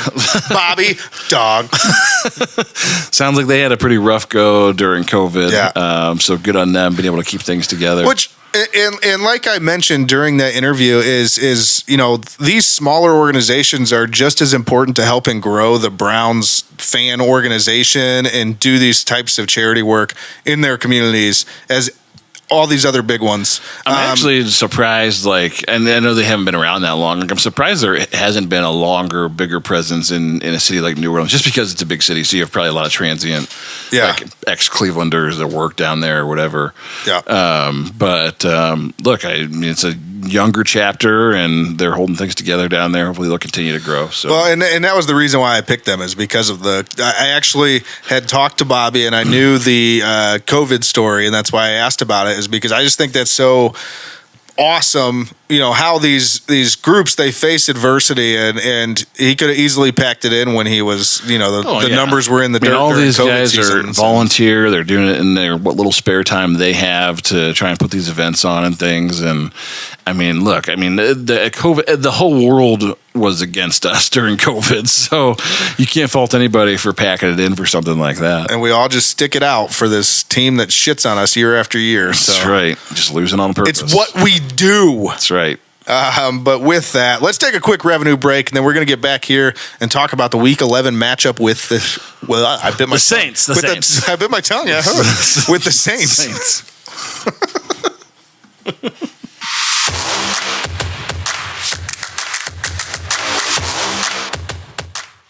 Towpath Distillery. Towpath Distillery, an award-winning craft distillery located in Akron, Ohio. Towpath Distillery focuses on high-quality spirits carefully made in small batches. Towpath's lineup includes an ultra-smooth, award-winning premium vodka, a small batch silver rum made from the highest-grade molasses, an American craft gin made with 9 botanicals, and a blended straight bourbon made from corn and rye. Towpath Distillery, now available locally and in 46 states. Visit towpath-distillery.com to place your order online or find an OHLQ retailer near you. Towpath Distillery, handcrafted, award-winning, small batch, local, and family-owned.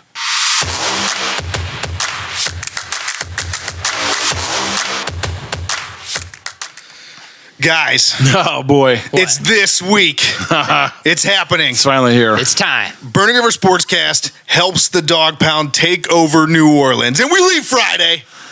This felt like it was so far into the future. It's not. It's here. That I can't even believe it's here. It's this week.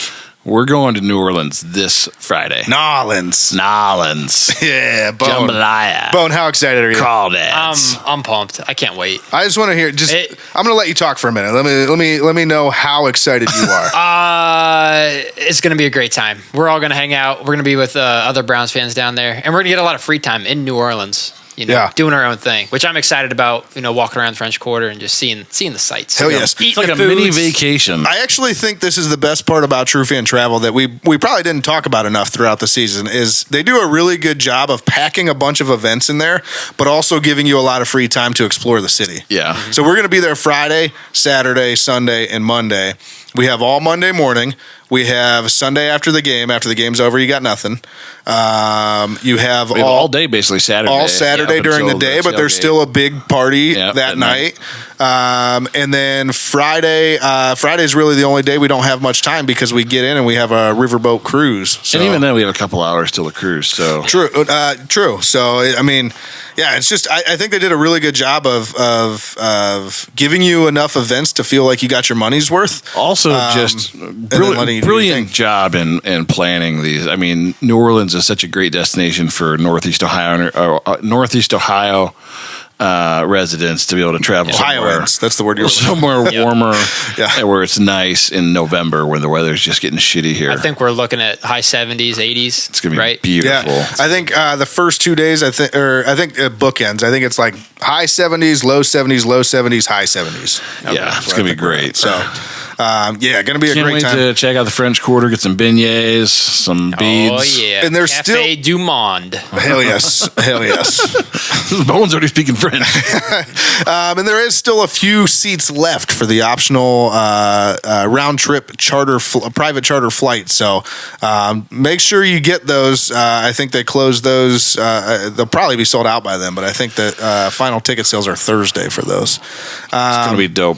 Plane full of Browns fans. Yeah, going to be a hell of a time. And Christian Kirksey and Kevin Mack. And the Burning River Sportscast. And Bridget Linton. And everybody. And it's going to be a party. And Vince. And the Burning River Sportscast. Yeah, and the Burning River Sportscast. You forgot the main draw. Burning River Sportscast. That's the only reason anybody's going to this thing, let's be honest. The Browns suck, but we'll be there. We'll be there. But yeah, it's going to be a great time. I can't wait, guys. Going to eat so many beignets. So many beignets. We're just going to cover them in powdered sugar, lick them all night long. Bones' wife is just getting so excited. Are we all in the same hotel room? We probably shouldn't be. It's going to be like that episode of Seinfeld where Kramer puts some butter on himself and Newman wants to eat him. Weird. Have you guys seen Deadpool 2 yet? Or Deadpool 3, 4? What are we on? Deadpool, the latest Deadpool. I don't think I'll ever see it. I know Kenny hasn't, so I put the quote in there. You know how long I've been waiting for this? Woo! I'm about to make a name for myself here. That's what he says in the movie. I had to put it in there because he's from New Orleans. I have no idea what you're talking about. Gambit. This is a Gambit quote. You guys don't know. I don't know what a Gambit is. Is he the one who throws the cards? It's all the Queen's Gambit. Yeah, he's the one that throws the cards. Neat. Channing Tatum. He's in that movie. Queen's Gambit. No. Chess. Yeah, that's a good show. It's got your favorite in it. You love her. Yeah. It's part of the X-Men. Well, I got Mandela effect on her name, though. Yeah. Ooh. But anyways, let's get into the Week 11 preview brought to you by TrueFan Travel.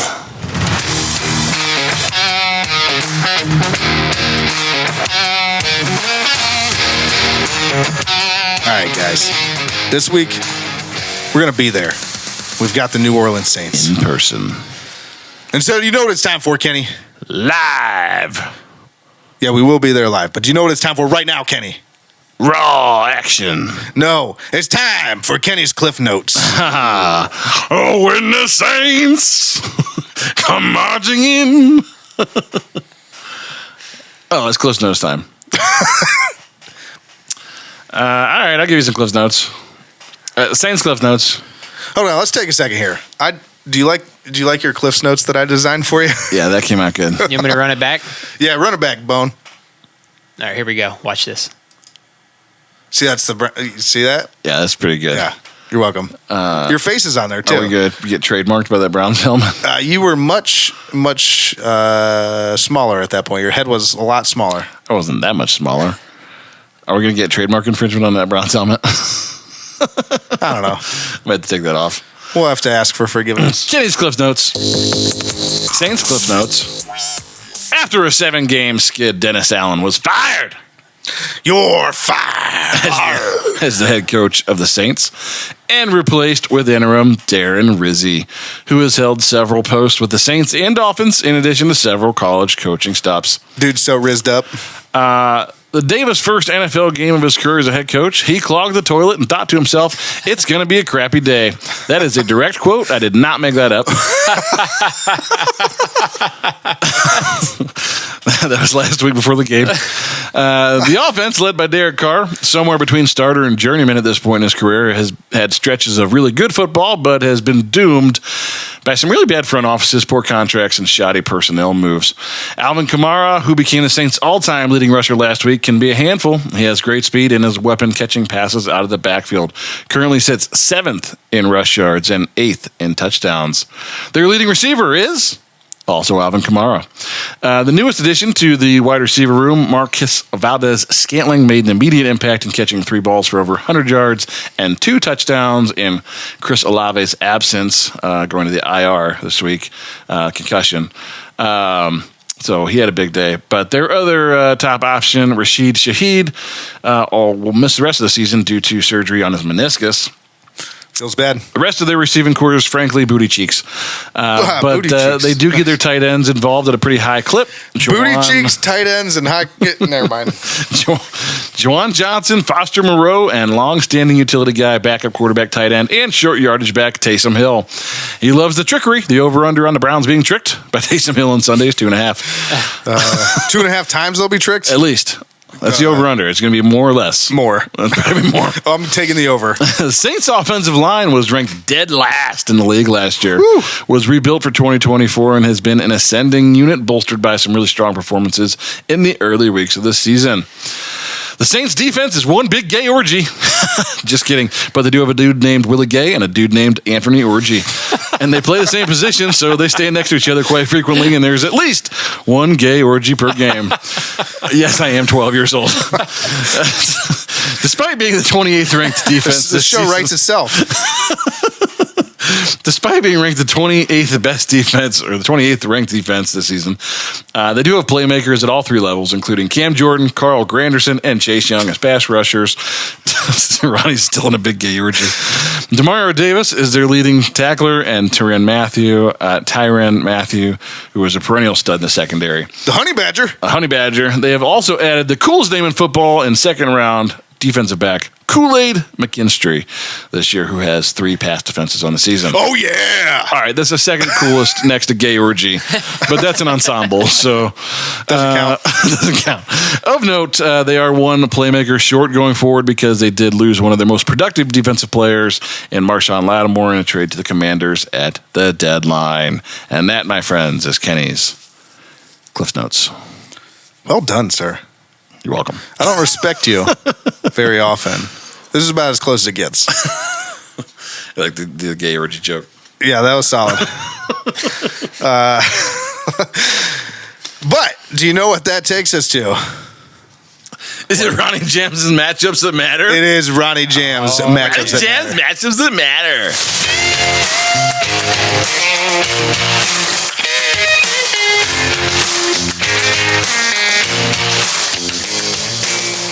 Ronnie Jams matchups that matter. Oh, would you look at that? Oh, look at that. Yeah. All right. So the matchups that matter this week. I got 2 of them for you because that's how many I give you in Ronnie Jim's matchups that matter. Number 1, Derek Carr versus the Browns secondary. I put this in here because, as you mentioned, Derek Carr has had some good games. He's had some bad games. Most likely, he's going to have a good game this week. But the Saints wide receivers that are currently healthy, Marquez Valdez-Scantling, that's a mouthful. MVS. Jermaine Jackson. No, not that Jermaine Jackson. Kevin Austin Jr., Mason Tipton, and Dante Bettis. Those are his receivers. And so I meant Alvin Kamara is the leading receiver. Yeah, I think you so eloquently called them booty cheeks, and so I'm right there with you. They had a solid room with you know when you count Chris Olave and some of these other guys, but A bunch of guys went to IR. So, yeah, if the Browns secondary can't get it done against this group, literally the only guy you got to shut down is Marquez Valdez-Scantling. Who literally wasn't with the team 2 weeks ago. So, Right. It's the only guy you got to shut down out of the wide receivers. So if you can't do it. He's also been average at best with every other team he's ever played Right. for. True. Right. So if the secondary can't feast this week, then it is officially busted. And we need to start thinking about who to go after in the offseason and who to get rid of as soon as possible. If we can't stop them this week, then we are booty cheeks. Yeah, we are officially booty cheeks. So number one was Derek Carr versus the Browns secondary. Number two, Nick Chubb versus the Saints front seven. I know Nick Chubb's still early off his injury, a major injury, but now he's had the bye week. He's had some time to gel with the team. He's had some time to get some conditioning under his belt, start getting into better game shape. He's taken some hits, recovered from the pain of those hits. I know that's probably something that doesn't get talked about a lot, but I mean, that goes with game shape, right? Is your body feels like it got hit by a truck every week, and he's starting to get used to that as best he can. But to be successful, what does the team have to do, Kenny? Probably have to play really good defense and run the football. Yeah, those are the damn ball, Kevin. Yeah, those are the two things that you have to do well. To this point in the season, the Browns haven't been able to run the ball at all. They've had a few weeks with Chubb back, like I said. Hopefully, all of those things can come together, and he could take another leap forward here. And then we also have to take into consideration he's probably trying out for next year too. Are we going to bring him back? Is he in the future plans, or are they going to move on from him and go in a different direction? I mean, if he is in the future plan, they may be looking to limit his role, to be honest. Fair. So either way, reason to watch Nick Chubb and what he's able to do against this front And seven. I just love Nick Chubb. Yeah, I love Nick Chubb. I hope he has a breakout game finally. I say finally, it's only been a couple games, but you feel like every game with Nick Chubb should be like. If you had a vintage Nick Chubb, just to let everybody know it's still in there. Yeah. And then you could shut him down for the season. That'd be a blast. And to be at that game. Oh, Yes. yeah. Yes. I am excited to watch He Nick busts Chubb like a 40-yard in run or person. something or whatever it is. It's It's been a minute since I actually saw Nick Chubb in person run. The last time I saw was his first game back, and he just wasn't the same Nick Chubb. But he did get a touchdown. It was awesome. True. And so, in summary here, as a team, the Saints are 3-7, coming off a 20-17 victory over the Atlanta Falcons. Look, this team ranks in the bottom 7 of just about every defensive statistic that there is. And so, not good. No. Not good. If there was a week to capitalize, this is probably the week. It's funny you say that because I went through actually when I was doing the Cliff Notes and I was looking for one that I was like, maybe they're good at red zone defense. They are between 25 and 32 in basically everything. Everything. Literally everything. And so on the flip side of the ball, their offense ranks right in the middle of the pack in just about everything, right between 15 and 19. And so it's a below average football team, but then again, so are the Browns. Most below average. Let's be honest. The Browns are below average. And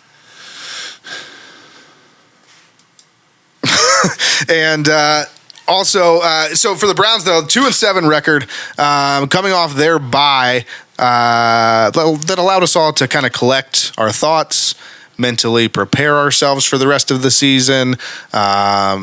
Just hopefully sit in meditation on Sunday and not be bothered by what is the Browns.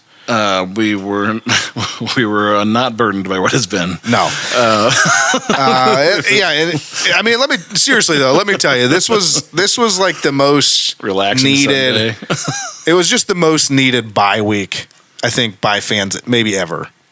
I know the 1-31 was long, but this team was supposed to be good. So the frustration that comes with that and the mental just train wreck that you've been on this entire season. Yeah, it's been awful. Well, again, you go back to 1-31. At least they were honest with us. They told us what they were doing. They said, we're bringing this thing down to the studs. We're collecting draft capital. This is a rebuild.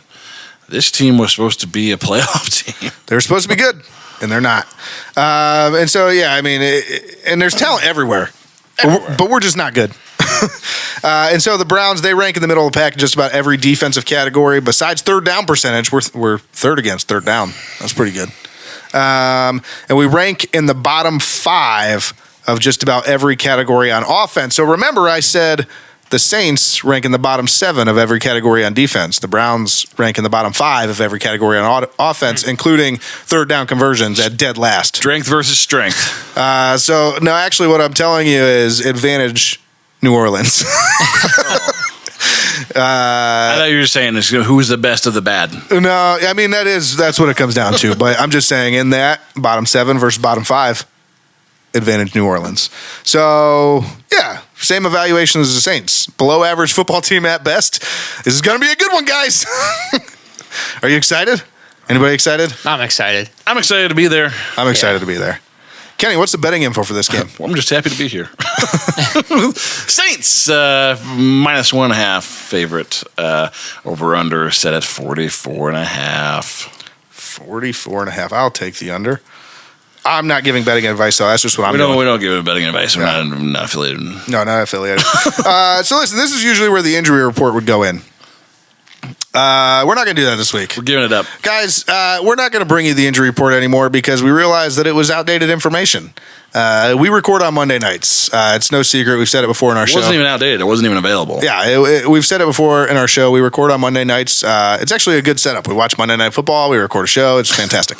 But anyways, the first official injury report of the week doesn't come out till Wednesdays. So I'll be honest, we're kind of just guessing at a lot of these things and who's going to be healthy and who's not. So we don't want to do that anymore. It's just a waste of your time. It's a waste of ours. Agreed. Let's not do it. Let's not waste anyone's time. Maybe if we go to Thursday live shows one day, we'll... Yeah, if we had an actual injury report. Yeah. But with that, let's go ahead and get into our players to watch. Kenny, we're not going to start with you. We're going to start with me. My player to watch this week is Mohamed Diabate. Yeah, so I know Bone had him as his player to watch last week, and he actually didn't have a very good game last week. So he's been up and down this season since he started getting more snaps. I think he's had like 3 or 4 games now that he's gotten elevated snap numbers. Snaps. And it just swung back and forth. Like he's had a game with like 10 tackles, and he's had a game with 2. And then he's had another game with 9, and now we'll see what happens. So if the Browns are going to win, number one thing is they got to stop the run. You mentioned Alvin Kamara. He's probably the lone bright spot on their offense, I would say. And so I just need to see, obviously JOK's out again. We did get Jordan Hicks back, so that's good. At least he was at practice on Monday. And so, Mohamed Diabate's still going to get a lot of snaps, but we just need to see if he's going to step up and help stop that run to give the Browns a chance. Snaps. So, any volunteers? Kenny? Bone, Kenny? I can go. Kenny. My player to watch this week is fresh off of heavy trade rumors, David Njoku.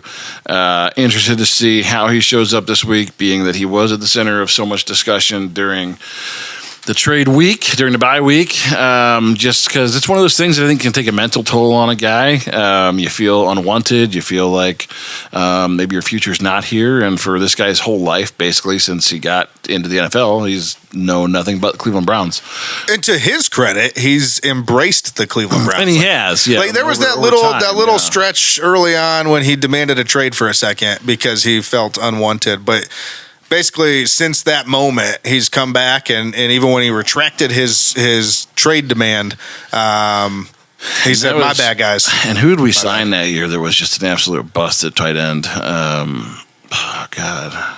Austin Hooper? Austin Hooper, yeah. Anyway, looking at David Njoku coming off the trade talks, I also think that Jameis is kind of coming back home. Superdome's a place where he might feel comfortable. I have a feeling I know where Bone's going with his player to watch.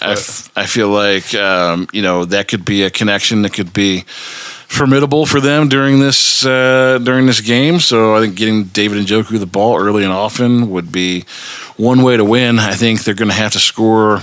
I think you can outscore this team and demoralize them. I think if you score 25, 28 points and you do it before the end of the third quarter, like they'll just lay down in the fourth quarter just because they're a bad football team. So, and David Njoku is one of those guys that can absolutely change the game by himself. Yeah. Bone, who you got? All right, we already kind of talked about it, but I'm going to go Nick Chubb. Oh, I want to see some. I want to see some solid play action this week with Jameis. Kenny just brought him up. And I think Nick Chubb will be a big part of that. So, yeah, solid game from Nick Chubb. set up the play action and let's put some points on the board. I'm changing mine to Jameis Winston just because I feel like we need to watch him since he's playing his former team. Eat a dub. Guys, time. Let's get gassed up. Gassed up.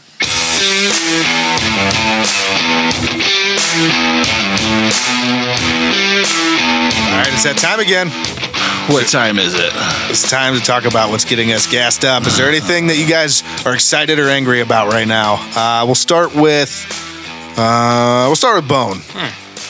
All right. Let's get you gassed up. I didn't have one, but then I thought about something today, and I'm going to go back to driving stuff because it's kind of easy to get into it. But Bone, do you suffer from road rage? I don't actually. I'm quite calm. You actually are. You drove. Dad drove us all the way down to Florida one time. That's true. And back. And he was so pleasant the whole time. He was just like do. Except when we were like stuck in like Miami traffic, and I was like didn't know what to do. I was panicking. Well, and that rainstorm too was pretty and the nasty rainstorm on the way almost there.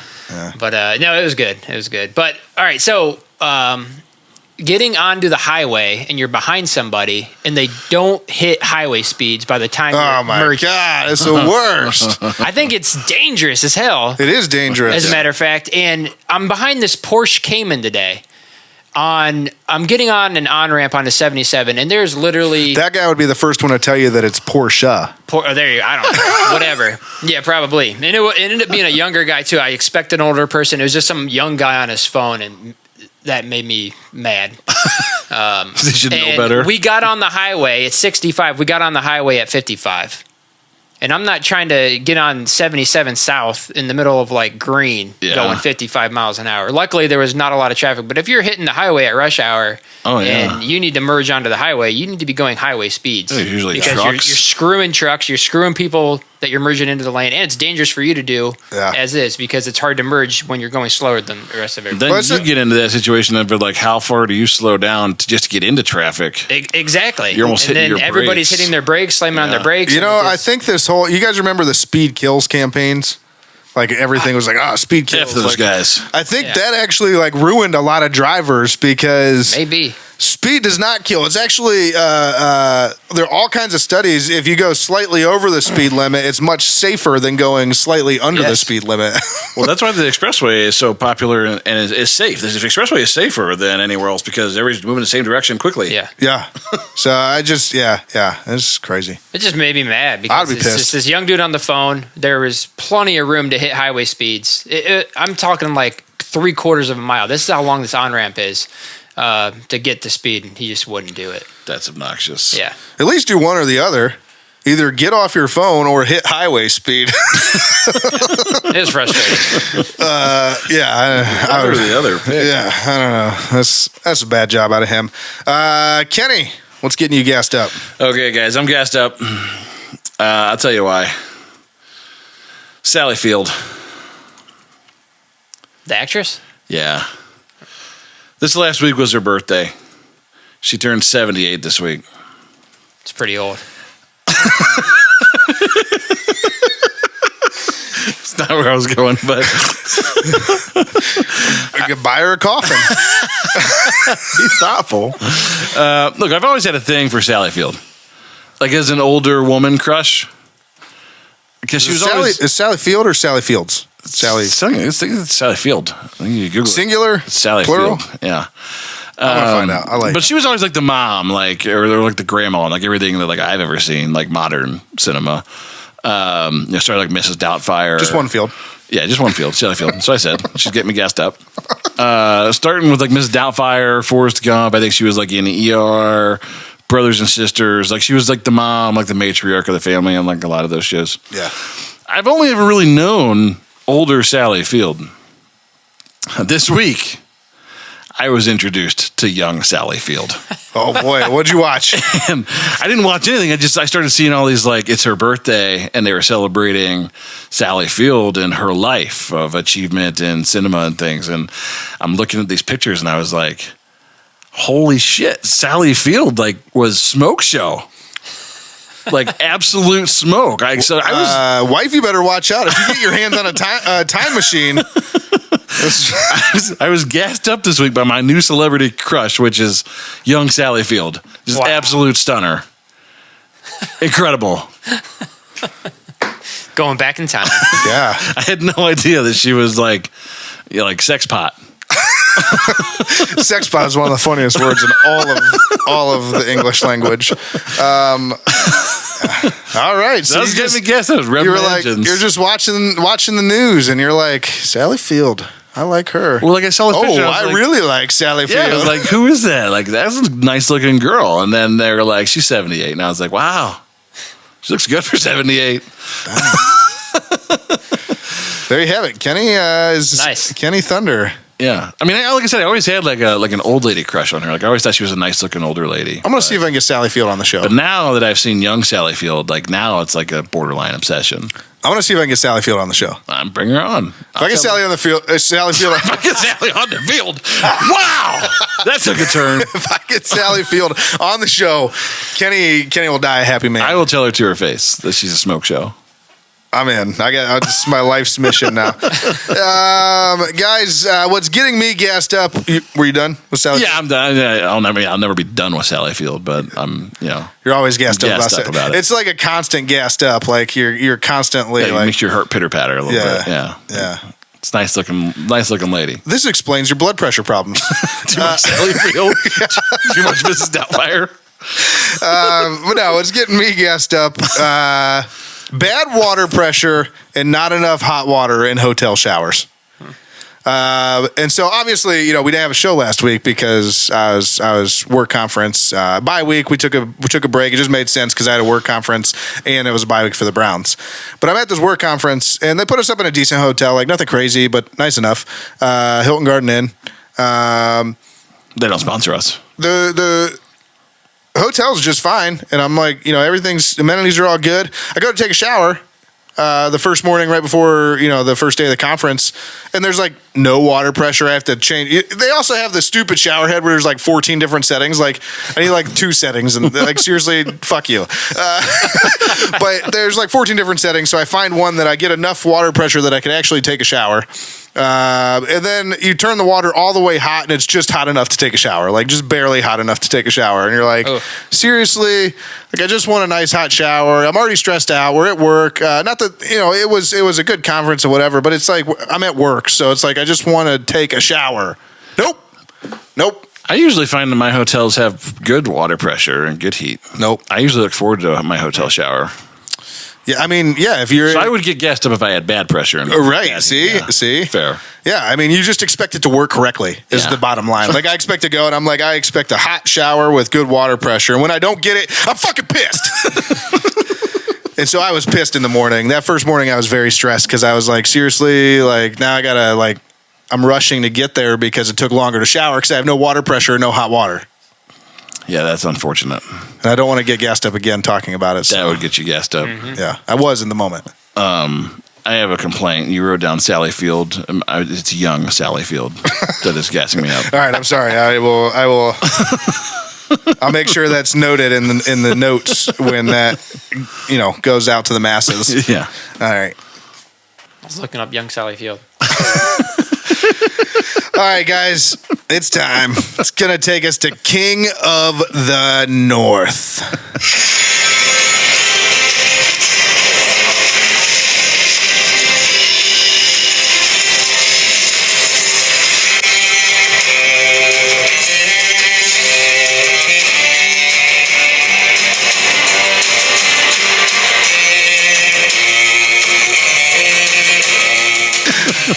In case anyone doesn't know by now, this is our year-long AFC North Pick'em competition. At the end of the season, whoever comes in last place gets punished. That's you. You're in last place. In the preseason last year, Kenny had a gross of eggs thrown at him by fans in the Muni lot before a game. In the preseason this year, Kenny had his entire head of hair and beard shaved clean off. Lots of hair donated. It was a good time. Me and Bone laughed. We watched. We pointed. It was great. Kenny, how did it feel? Shut up. It was the punishment fun. this season will be you have to go to a public pool, get in, and then publicly announce that you have peed and said pool. Are you excited to do this? As of right now, no. But Now that you're in last place? have you been waiting to say Now you're questioning the legality of it? yeah, I'm definitely questioning the legality of this. I'm not going to lose, though. you lose. That's what you do. So let's go ahead and get into things. But first, I want to remind everybody that Bone is the reigning defending king of the North. Kenny, I don't care if you're not in last place anymore. You're still a clown. You've never won. You've got punished every time. Shut your mouth. Although, admittedly, I find myself in last place, so I'm sad right now. So I admitted it. I am in last place right now. And the records are as follows after week 10. Bone, 18-16. Me and Kenny both at 17-17, but Kenny is winning due to tiebreakers. The preferred vernacular is jester. I don't care what your preferred vernacular is. Your preferred vernacular is idiot. Good one. But let's get into this week's games. First of all, the Ravens take on the Steelers in Pittsburgh. God, that's a hard game to pick. I know. And that's why we're going to start with you. Kenny, who you got? I'm going Ravens. They're still the best team in the AFC North. I think it's going to be a hard game, hard-fought game, because I think the Steelers are just fighting and clawing for every win, and they're motivated, and Mike Tomlin has them doing good things. But I think the Ravens are too much to overcome in this game, even though they're in Pittsburgh.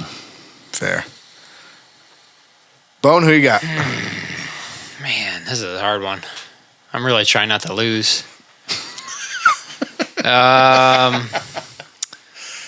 bad radio. I'm going to go Steelers. I'm just going to go home game. Russell will continue to tussle. Oh, God. Here we go. I'm going Ravens specifically because I don't want Russell to tussle. I actually was set to pick the Steelers because it's at home, but then you said that and it just pissed me off. So I'm going with the Ravens. This is 100%. Man, this is going to be a big week. This is 100% a spite pick. Yeah, F. Russell Wilson. After he was dancing after getting the guy to go off sides this week, he's a good dancer. He's going to be. I predict. You know what? I'm gonna go one further. Sierra, whatever. I'm gonna go one further. I think Justin Fields finishes the game for the Steelers. Yeah. Nice. Russell will not tussle.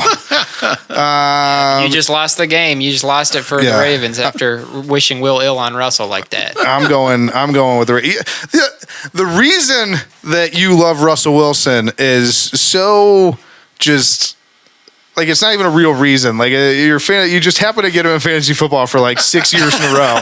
And so your fantasy football name continued to be Russell will tussle until the one season that I took him from you, which is where my hatred was born, by the way, because I got him and he just proceeded to be absolute ass. He stopped tussling. Yeah, he stopped tussling. And so midway through the season, I took the name Russell will tussle, but midway through the season, I changed my name to Russell no longer tussles, I think is what it was, or Russell will not tussle, or I don't. I was Russell will tussle, and then I became Russell still tussles. Yeah, after you got him back. Yeah, after I got him back. Yeah, it's just so stupid. Russell Wilson's not good. He's got pretty good stats right now, but he's not good.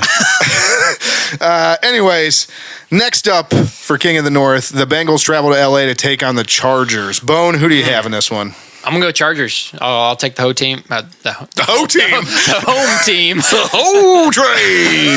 The Godfather is in the building, gentlemen. Harbaugh's got others hoes going strong. No, I'll go LA.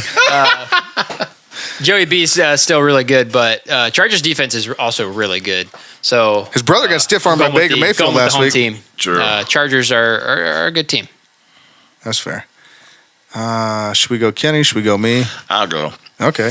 I really wanted to pick the Chargers in this because I do believe that Harbaugh's got that team playing good football, but Joey B has just been out of his mind lately. I mean, again, Jamar Chase had 30 catches for 400 yards and 10 touchdowns last week, so I think they're going to probably pick up where they left off. They just can score a ton of points at will. Yeah, they just happen to score less points than their opponents this season. Yeah, so as much as I want to hate the Bengals and they're in Kentucky, that offense can score points in a hurry, and they cannot keep losing games. Most likely favorable for sure favorable conditions in LA. So yes, 100%. So I have to go Bengals there. I hate you because I never like picking what Kenny picks because I just assume that's the wrong pick. But I'm going Bengals as well because I think they're a much better football team than their record indicates. Yeah, there's problems with their defense and they give up a lot of points. But the Chargers on the other side can't really. They've struggled to score a decent amount of points this year. They have a decent defense, can cause problems, but I still just that Bengals offense is pretty good. And I said it earlier in the show, Joey Bosa, you got me all fucked up. Joe Burrow is playing at an MVP level right now, and the only reason he's not in consideration is because the Bengals suck. So his defense has let him down all season long, but I think they do just enough this week to get it done. I got the Bengals in this one. And then finally, the Browns head down to New Orleans, and so do we. So do we. We're going with them, and they're going to take on the Saints in the Superdome. Whatever that was. I'm just like, go with them. Yeah. I'll go first here, guys, because I haven't gone first yet. I'm going to take the Browns 27-24. I think that look, that guy was dancing like bone dances. It's the bone dance. Did you guys see the dude? I meant to put this in Around the NFL. Did you see the dude do the Reagan dance? Oh yeah, the break dancer. Yeah. Oh yeah, that was great. It was a good one. He nailed it, start to finish. Anyways, Browns taking on the Saints. I got the Browns winning 27-24. I think Jameis Winston goes in there with a little bit of a chip on his shoulder. Lets him know that he still calls the shots. Lets guys run in for touchdowns when they're blowing teams out. All those things. And yeah, I don't know. I think that we get a little bit out of Nick Chubb, a little bit more than we have. He starts to show us more what we've become accustomed to with Nick Chubb. And I don't know, 27-24. These are two really bad football teams, guys. Fair enough. So it's going to end up being close, and I don't want it to be, but it will be. So, Bone, who you got? I'm going to pick the Browns because we're going to be there. That's probably the only reason. That's it. I think Jameis will play well. 2 weeks ago, what was it? 2 weeks ago now, we had kind of a team win, and then we went downhill. So I'm hoping we get back to that initial, start with Jameis and team steps it up. So we'll go Browns. Let's go Browns 31, New Orleans 25. 25. I like how I don't know, Zach, if Bone even knows this. The scores that we pick are the are the second tiebreaker. So the first tiebreaker, if somebody has the same record, is your Browns record, like your how many Browns games you picked right. Your second tiebreaker is the number of times you picked a score right. And I don't know if you know that because you pick the wackiest scores all the time. I never thought about that before. Yeah, Kenny's the only one that has one this year. He's got one. And so one more than you. If we both tie him and we both have the same record on Browns games as Kenny does, then Kenny wins. Oh, gotcha. And you guys pee in the pool. Yeah. Yeah. And if it's a two-way tie, I think we have to both pee in the pool. On each other. Well, I guess the tiebreaker determines that at that point. But if it's a two-way tie through three tiebreakers, we pee on each other. Yes. It's going to be a make or break week for me. We pee on each other. So, yeah, there's that. Kenny, I'm going to pick. we got in this one. Look, at the end of the day, all these guys that play and coach for the Browns are human. They all know they're auditioning for their jobs either in Cleveland or somewhere else. So there's some professional pride that comes with that, being on a team that's this bad. And what happens is you start to look at the schedule and you start to go, well, this is one of the few we have left that we can win. So I think we're going to get a best effort out of the Browns this week because I think it's one game that's left on their schedule. With that being said, the Saints are saying the same thing. That they have a chance to win. Yep. True, but the Browns are coming off a bye. They're fresh. They're healthy. Yep. They've had a perfect attendance on Monday at practice. 2 weeks to prepare for this opponent.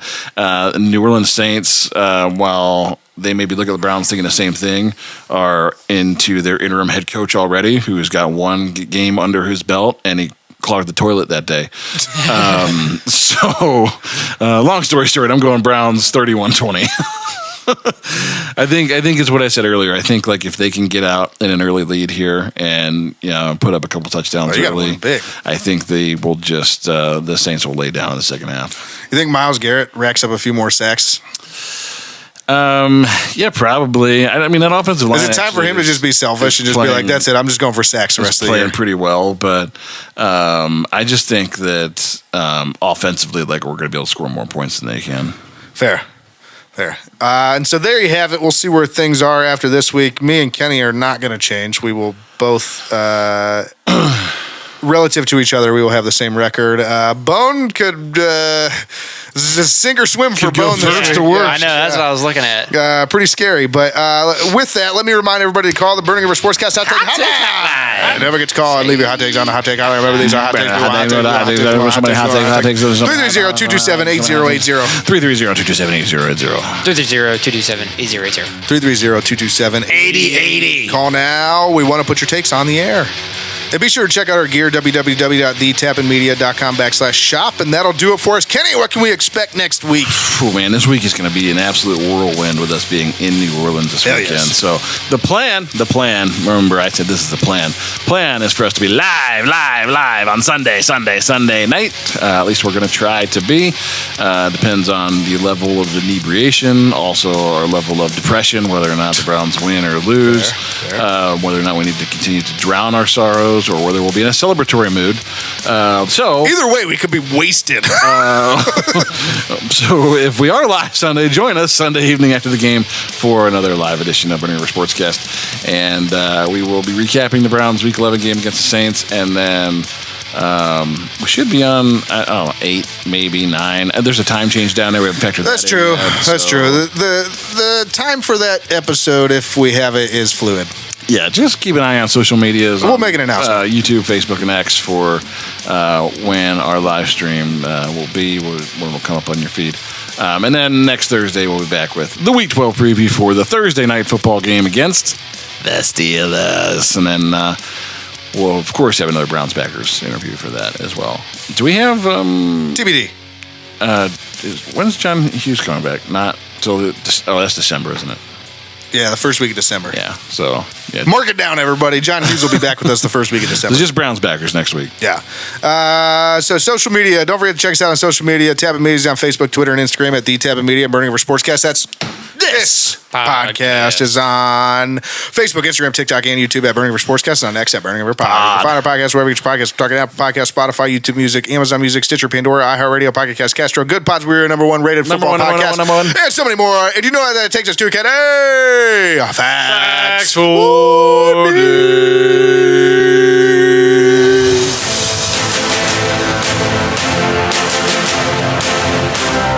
It's time for Facts for Days. It goes so fast, though. Number one. All the world's bacteria stacked on top of each other would stretch to the moon. To the ceiling. Much further for 10 billion light years. What? Together, Earth's microbes could wrap around the Milky Way over 20,000 times. How do they even fit here? Really small. But if you stack them on top of each other, they're really big. That's weird. I can't even fathom that. Like, you get into numbers like this, and it's like the brain does not compute. does not compute. That's why it's Facts for Days. Number 2, an octopus doesn't actually have tentacles. Are they feet? Technically, when talking about cephalopods, octopuses, Octopi, squids, etc., scientists define tentacles as limbs with suckers at their end. Octopus have arms with suckers down their entire length. Oh. So technically speaking, they just have funny arms. You got 8 arms. Number 3. Here's one for your brain. That was almost. You're starting to get into like whale facts territory. I see what you're doing. It's almost as good as whale facts. It was like a teaser. Yeah, nice. Here's one for your brain.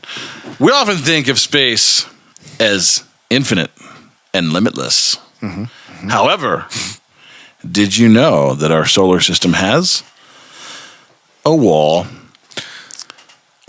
called the heliopause, the region of space in which solar wind isn't hot enough to push back the wind of particles coming from distant stars. This is the boundary wall of the solar system and interstellar space. But that's just interstellar. Like space in general is still like beyond our own, like the Milky Way. No, it's a wall. Oh, there's a wall. There's just, heliopause. Like that's everything. That's encompassing everything you're saying. Yes. Like all the galaxies. It's a wall. Whoa. Yeah. It's pretty wild. So there's at some point there's nothing. I don't know what comes after the wall. Also, solar winds. Fuck you. Like nothing moves in space unless there's solar winds. Look, what is a solar wind? I didn't tell me. I want to know. It's facts for days. It's the particles of the sun coming off of the sun. It's solar particles. That doesn't like light takes 8 minutes to travel to Earth. Those are particles coming. So are you making up solar winds right now as you speak? Are you sure that's what solar winds are? Yeah, solar winds carry the particles.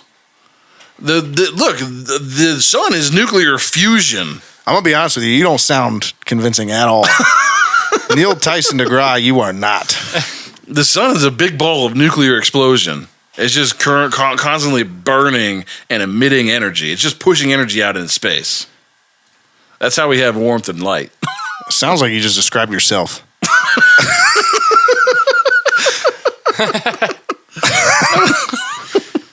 I don't know.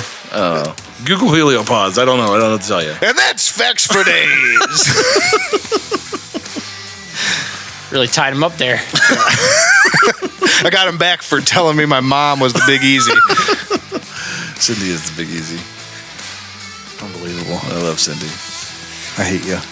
And I love Sally Field. You guys both got me yesterday. Young Sally Field. Bone hit me with the Russell still tussles, and then Kenny got me with facts for days. Feels bad. What can I say? Bone, what do you think about all this?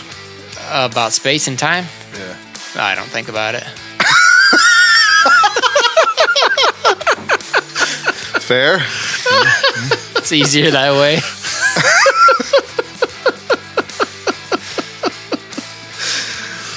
Oh, man.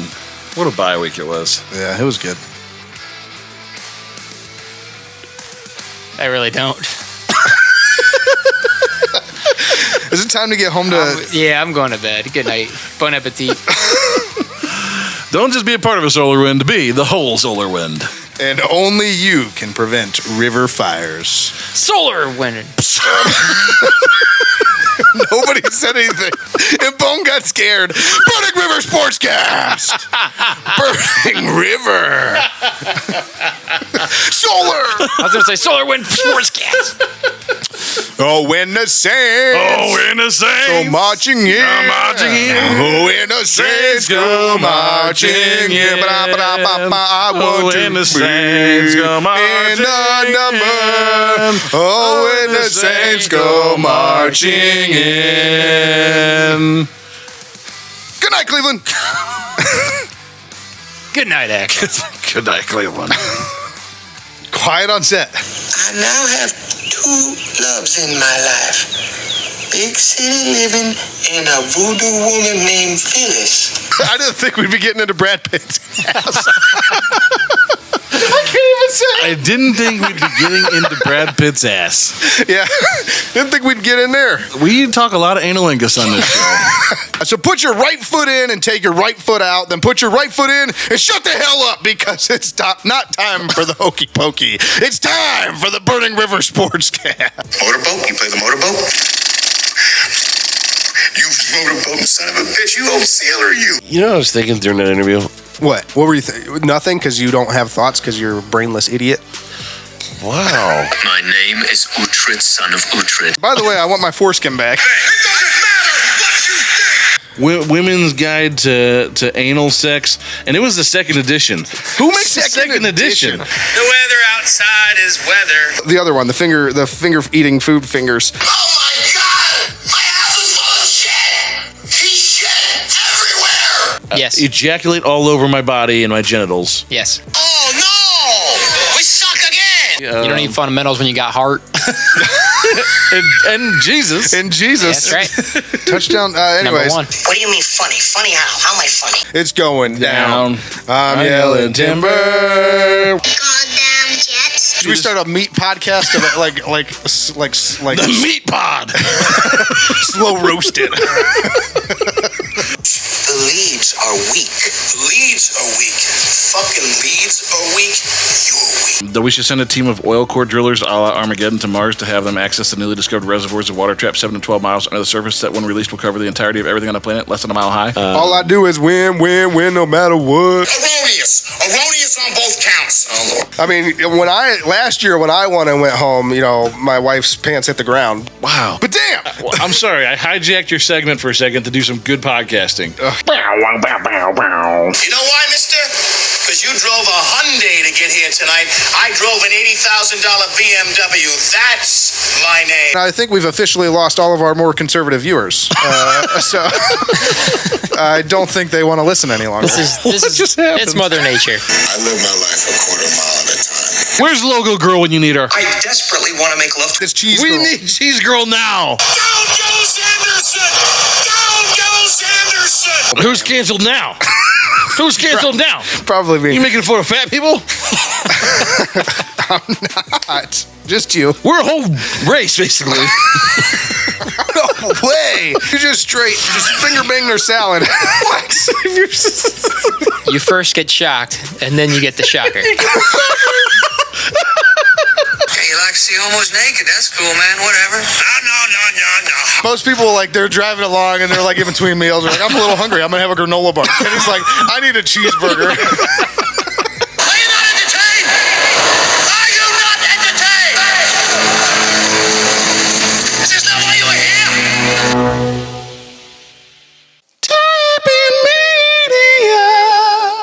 Browns fans, join the Dog Pound on the road this season with TrueFan Travel, an official fan experience partner of the Cleveland Browns. Travel to stadiums across the country with other Browns fans and experience the games like never before. This trip includes everything: a private charter flight, hotel, an all-inclusive tailgate, game tickets, boat party, transportation, and more. Cheer on the Browns in New Orleans and party with Cleveland Browns legend Kevin Mack. Visit TrueFanTravel.com today and reserve your ultimate Browns travel package. Today's episode was brought to you by Towpath Rum. Towpath Rum, silver rum made from the highest grade molasses. Distilled 3 times in a copper pot still, this rum is designed to be the backbone of a great cocktail. So good you can drink it by itself. Available locally in Northeast Ohio and online in 46 states. Towpath Rum.